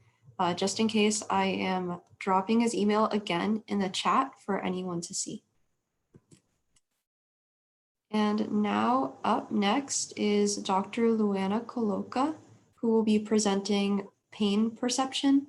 Dr. Coloca is an associate professor at the University of Maryland School of Nursing, and she's also an adjunct professor for the School of Medicine. She is considered an expert on pain and has done extensive research on the subject. And her presentation will run until 12:40, at which point we will then have 5 minutes for any questions and answers. So Dr. Coloca's presentation will be coming up. And again, if you have any questions, please drop them in the chat as we've been doing. Thank you. First, thank you very much for having me. It is a great pleasure to talk to you all, and I really enjoy all previous presentation that introduced my talk very well. So as mentioned, we do placebo and nocebo research with focus on pain modulation. We hear today how much pain can be a burden, people struggle, and it is very important to understand that there are also hopes for patients struggling with pain. What we do, we try to understand how self-healing and the mechanism of pain modulation can improve outcomes. Next, please. Next. So briefly, we acknowledge our federal grants mostly and state grants. Next. I would like to show to you which are the mechanisms of placebo effects and how placebo effects can still be active and working in chronic pain patients. And finally, the relevance of placebo effects in clinical trials with research focusing on different aspects of pain modulation, concluding with some virtual reality that was mentioned also before. Next one. So when we talk about placebo effects, we all think about inert substances. And today also we were hearing how many veterans may struggle to receive a placebo when they know that they are in a clinical trial. So the goal is to try to understand if rather we can make people comfortable about their own placebo effects that do not require sugar pill actually to be engaged and produced. In fact, when we talk about placebo effects, we are talking about a natural mechanism of self-healing, whereby expectation of our patient, prior experience that can be therapeutic, negative or positive experience, and the overall encounter, the ritual around the treatment can trigger physiological mechanism in the body, in the brain, producing pain modulation.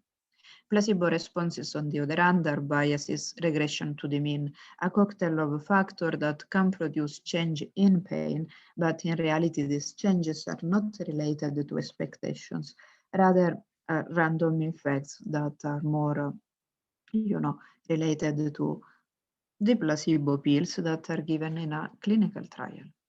Next, please. This is an example of a placebo effect. For example, in a clinical trial, patient may receive an active treatment A, an active comparator that we believe has a similar function or action C, a placebo, and X, a natural history. Unless we have the X, we can't identify placebo effects, because placebo effects per se are the difference between natural history and the placebo arm. On the other hand, when we compare, for example, A versus C and B versus C, we can study the placebo responses, where we mentioned there are many factors that can contribute to fluctuation of pain. Next. Unfortunately, so far, placebo research on placebo effects and placebo responses has been seen as, you know, a sort of iceberg from two different sides, and the two worlds have not communicate too much. And this has reduced our ability to contribute to drug development, but also to empower patients with disability to understand that there are inner mechanism of healing that can modulate the experience and perception of pain. Next. And this is what I'm talking about. Placebo effects and drug effects can interact and enhance one another. Every time we have a psychological contest around a treatment, that is us as human being, we influence the treatment outcome. There is an animation here. If you can go forward. So next, so as you can see from the animation, no matter if we prescribe opioids or if we do a surgical procedure like vertebroplasty, or if we use alternative medicine like acupuncture, always active treatments can be enhanced through placebo effects. And the reason why this is true is because psychosocial factors around any treatment that we prescribe, we administer, can modulate expectation pathways that influence the process of pain signaling. And I will show you a little bit about how this can be studied in the brain. Next. So this is a clear example of the power of our mind in modulating pain perception. We provide the same identical dose of pain therapeutics in a over versus covert administration. So in one way, where you see the blue, the drug was given through a pump of infusion. Patients knew that they were treated, and these are patients that received thoracotomy to remove lung cancer, or they were given the same identical dose, the same identical drug through a provider, say, it is likely that you will get better. You are being treated with this pain therapeutic. Next. There is an animation here. So unfortunately, the color disappeared probably for, but I will help you. So you can see that we have different drugs. Buprenorphine, tramadol are opioids, ketorolac, metamizole are non-opioids.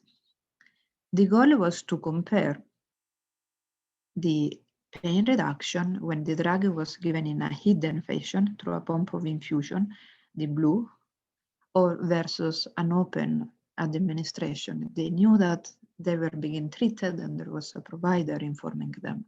So the same identical drug was given through this different path of administration, and the pain reduction was much larger for the same dose, the same drug, when the treatment was given in the presence of a provider, suggesting that sometimes we can even double the therapeutic effects of these painkillers, including opioids. So suggesting that we can't merely prescribe, antidepressant and pain therapeutics without taking care of the complexity of our patients. Next one. And placebo effects in pain explain us that really pain is a complex perception that can't be treated only with, active pharmacological treatment. Today we mentioned several times the necessity to engage on complementary integrative medicine to help improve pain management. And the reason why this is very true is because we can engage several mechanisms from the words we use, taking care of prior therapeutic experience, observing other people, for example, through VR, contextual effects, interpersonal interaction. All these cognitive aspects can create strong expectations that sometimes are negative, making pain even worse. But when we have this positive expectation, we activate part of the brain, like the frontal area, ventromedial prefrontal cortex, dorsolateral prefrontal cortex, the nucleus accumbens and ventral striatum, that is the part of the brain that respond to reward and the ability to somehow be satisfied. So all this part of our brain can produce some inhibitory signaling to some other parts that are relevant to explain this sort of signal. We describe today pain as a sort of alarm to make our body aware of a dangerous situation. Unfortunately, when this alarm is constant, you know, if we have an alarm constant in our house or in our office, this can be very, you know, disruptive of our lives. So every time we feel pain, there is this signaling from the periphery, the body, from the brain per se, and are the arrow in red. So that communicates that, okay, I'm in pain. This pain is 5 out of 10. It's localized to my arm and is unpleasant. So the reason why we have this complex perception of pain is because different areas of our you know, central nervous system, from the spinal cord to the periaquedutal gray, the thalamus, the cingulate cortex, the somatosensory area, and the insula provide this complexity of pain. On the other hand, we have an area of our brain that can modulate perception of pain.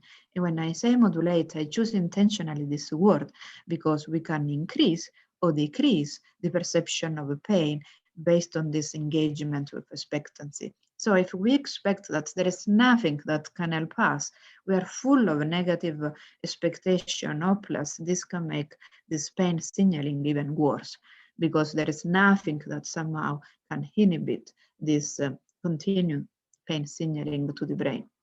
On the other hand, if we engage on destructive tasks like the virtual reality, the complementary and integrity, or positive expectation through a wonderful interaction with your provider, this can engage this area of the brain that I color here in blue, inhibit this natural, you know, signaling that come through the periphery central spinal cord, make us feel more pain. Next, please. And importantly, we can treat our brain and body in a way that we can even condition to feel less pain. So like Paolo that explained that every time, for example, the bell ringing was paired with beef, there was a salivation, and then eventually the sound per se creates salivation. We can do a similar thing with painkillers, in particular opioids. Next, please. So what we have done, try to explore if it's possible to create a sort of morphine-like response by tricking the body to respond as if we are giving morphine. So what we did, we start 1 week, provide nothing. Week 2, the participant receive morphine, week 3, morphine again. And week 4, we replace morphine with a placebo. And you can see that a placebo become not as strong as a morphine, but still able to create a morphine-like response based on pharmacological conditioning that was not a long effects of the drug. Next, please. And the idea is that this kind of mechanism you can see in yellow can be blocked completely by naloxone. Naloxone is an antagonist that we use on the street to treat a participant, a patient who had overdose of opioids. So we can reverse the overdose, save the person, but we can also reverse placebo analgesia. So if we use opioids to induce placebo analgesia and replace that with morphine, then you can see that eventually we block the effects. Next. And the idea is to use that to reduce opioids. Next. For example, by use blisters like that, where active opioids can be replaced with subtherapeutic opioids to reduce the total intake in both the chronic patient, next, and acute pain. Next. And importantly, patients respond with strong expectation that we can change, we can shape their expectation to feel less pain. Next. And even patients who suffer from chronic pain since years can benefit with a reduction up to 8%, you can see the peak of these graphs, when they have a placebo analgesic response and a positive expectation. Next. And importantly, when we compare, you know, the dilemma was, do patients with chronic pain can respond to placebo effects similarly to health participants? And that is the case. They both respond. And I'm the so last, sorry, Dr. Kaloka. We have 5 minutes left for questions and answers, so yes, I apologize. okay. All Sound good. right. So does anyone have any questions? That if they would like to ask anything, please drop them in the chat. I do have one question here ready for Dr. Kaloka. The question is, what kind of combinations of non-pharmacological and conventional pharmaceutical methods of pain management have you seen that have been most successful for managing chronic pain?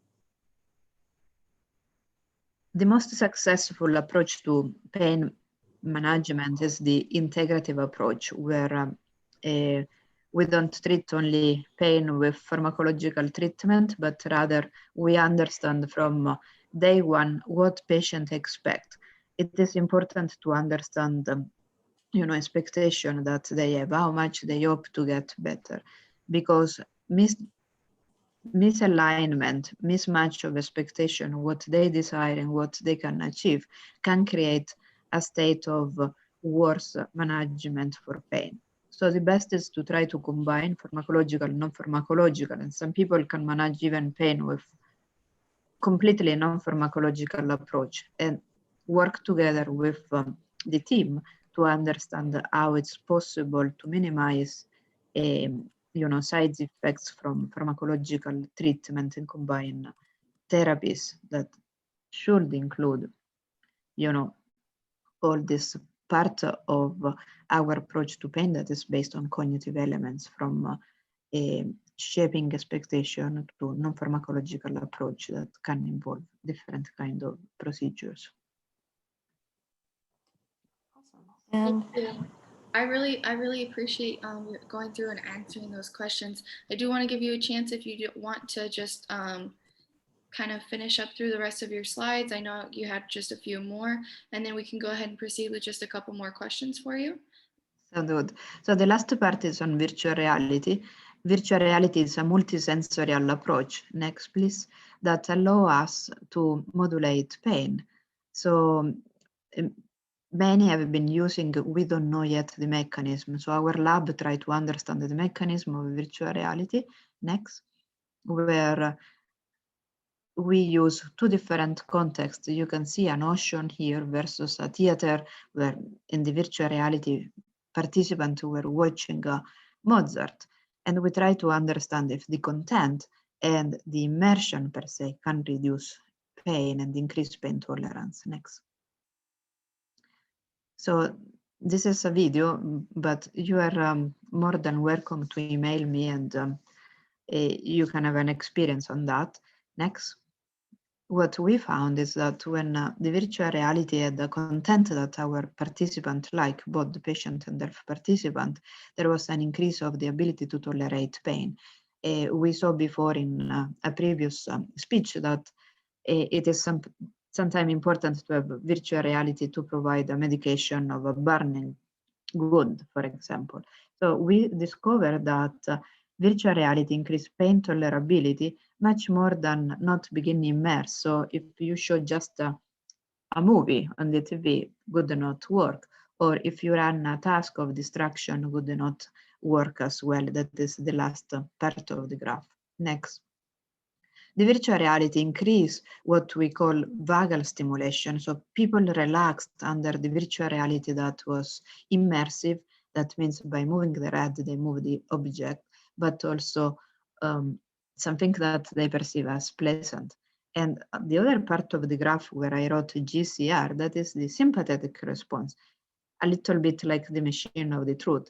Participants were in pain. In fact, the two peaks of black and red show that there was a sympathetic activation. So they were not just telling us I'm not in pain to please us. On the other hand, there was pain perception and the body response. Next. And surprisingly, we saw that when they enjoyed the immersion in the ocean context with nature music, they were able to improve pain and pleasantness, improve their mood, reduction of anxiety, and the level of enjoyment is really important in creating this benefit through virtual reality that I would describe as a multisensorial approach, where we were able to show that there is a wonderful reduction of pain and pleasantness, improvement of mood anxiety, but also improvement of the parasympathetic vagal stimulation that express the body relaxation despite beginning eye pain. Next. So overall, I hope that I show to you that our brain has still resources, even where we are in terrible pain.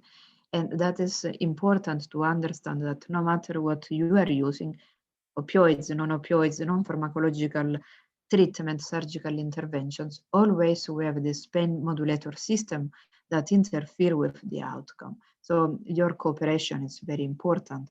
Immersive VR can be a multisensorial stimulation to help to improve pain management through increase of pain tolerance, modulation of the vagal system, and overall non-pharmacological approach are primarily based on descending pain modulator system that can help to improve pain management in our patient with both chronic and acute pain. Thank you. Thank you so much, Dr. Koloka. So we have one last question before we move on to closing remarks. And it is, why do some people experience real changes in pain reduction as a result of a look-alike treatment and others do not? Is it the power of positive thinking? Thank you. Very wonderful question. So we are studying that from a cognitive, biological, genetic, and brain imaging perspective. Some patients respond so well, and even if we provide inert substance that look like treatment, they respond. And they have a different genetic asset.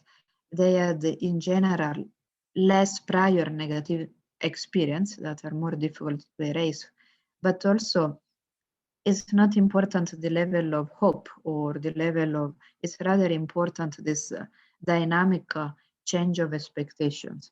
And that is why we encourage a provider to ask your patient, how much benefit do you want to get from this treatment? Let's see how we can work together to achieve that. And positive thinking is important, but it's not the only component. We know that genetic and prior therapeutic experience, especially negative, can jeopardize responses to follow-up treatments. Thanks. Thank you so much, Dr. Koloka. Thank you for that really informative presentation as well. All right, so now up next, Emma Meyer, the research assistant at CPAW that has been the project manager for VAL 2.0 over these last couple of years. She will be leading our closing remarks, and just wanted to say I have personally seen her work so hard to commit herself to this project. So I think it's fitting that she takes the floor as we finish up this town hall that you've all joined us for today. Thank you so much. Emma? Hi, Juliana. Thank you so much. That was really sweet. So I just wanted to come in again. You guys have heard me talk a few times today, but I just wanted to thank everybody who came and spoke today. I really appreciated everyone's presentations, and I honestly learned a lot myself. So I think they were all very informative and really great to show an overview of the project that we had here. And then also I just wanted to thank everyone who came out today, out virtually to your computers and your phones, and to join us as we shared this all with you. It really means a lot to me personally and to a lot of the people who've worked on this project that you all were here today. So with that, I just wanted to continue, and I wanted to share with you all that as we come to an end, this was a recorded meeting, and so we will be posting that on our CPAW website. That will be up after the town hall, and we have a chance to review the recording and upload it up there, but that is where you'll be able to find it. the CPAW information was included in Eventbrite emails towards the end. All of our kind of links and information were down there. So if you kind of are missing it, you can always go Google CPAW at FAU, or you can look at the bottom of your Eventbrite emails and kind of click that link there. In addition, I did want to share some really exciting news. So after this project is coming to a close, we have been awarded an enhancement award for this. So we will be continuing with the same methods of these think tank meetings and meeting with veterans and people in our communities to talk about chronic pain management. But we will be continuing it virtually in COVID-19 hotspots with a focus on COVID-19 and social isolation. So really our goal is to seek to increase veterans' capacity for social engagement during times of social isolation and social distancing like we're doing right now in COVID. And then as well, I did want to share on this next slide here, we do have here is the evaluation for just a short evaluation for you guys to receive your gift cards as supplies last. If you go to this, you can either input it manually into your browser, but as well, I'm going to stop sharing in a moment and I'll copy and paste it and put it into the chat box for a quick link. But before I do that, I just wanted to also tell you all that at the bottom here below where it says the evaluation and my email, if you do have any questions, feel free to email me. But at the end there, it is the VAL 2.0 PCORI project link. So if you see this recorded up on the CPAW or you see it now, that is where you'll be able to view our project overview that we're currently doing, and as well a little bit about the enhancement award that we have and what we'll be doing with that. So I'm going to go ahead now and stop sharing my screen. And if anybody has any questions for me, you guys are welcome to either ask me now in person, or anybody, if you have any questions for anybody that presented today, this will be a great time as well to ask any questions maybe you feel you didn't get to. But besides that, I'm going to go ahead and put right there. That is the link for evaluation. It's a real short evaluation, just 10 questions about your time here today. And then as well, while we're in the chat function, I'm going to add the VAL 2.0 PCORI link so you can see the project there. Yeah, thank you everybody for attending our town hall today. And if you have any questions with the gift card or the evaluation, you can always email me and I can email you that link as well. You will have about a week to fill out the evaluation, so it doesn't have to be done right this second. And then we'll go ahead and review everybody who filled it out and send you your gift cards to your email.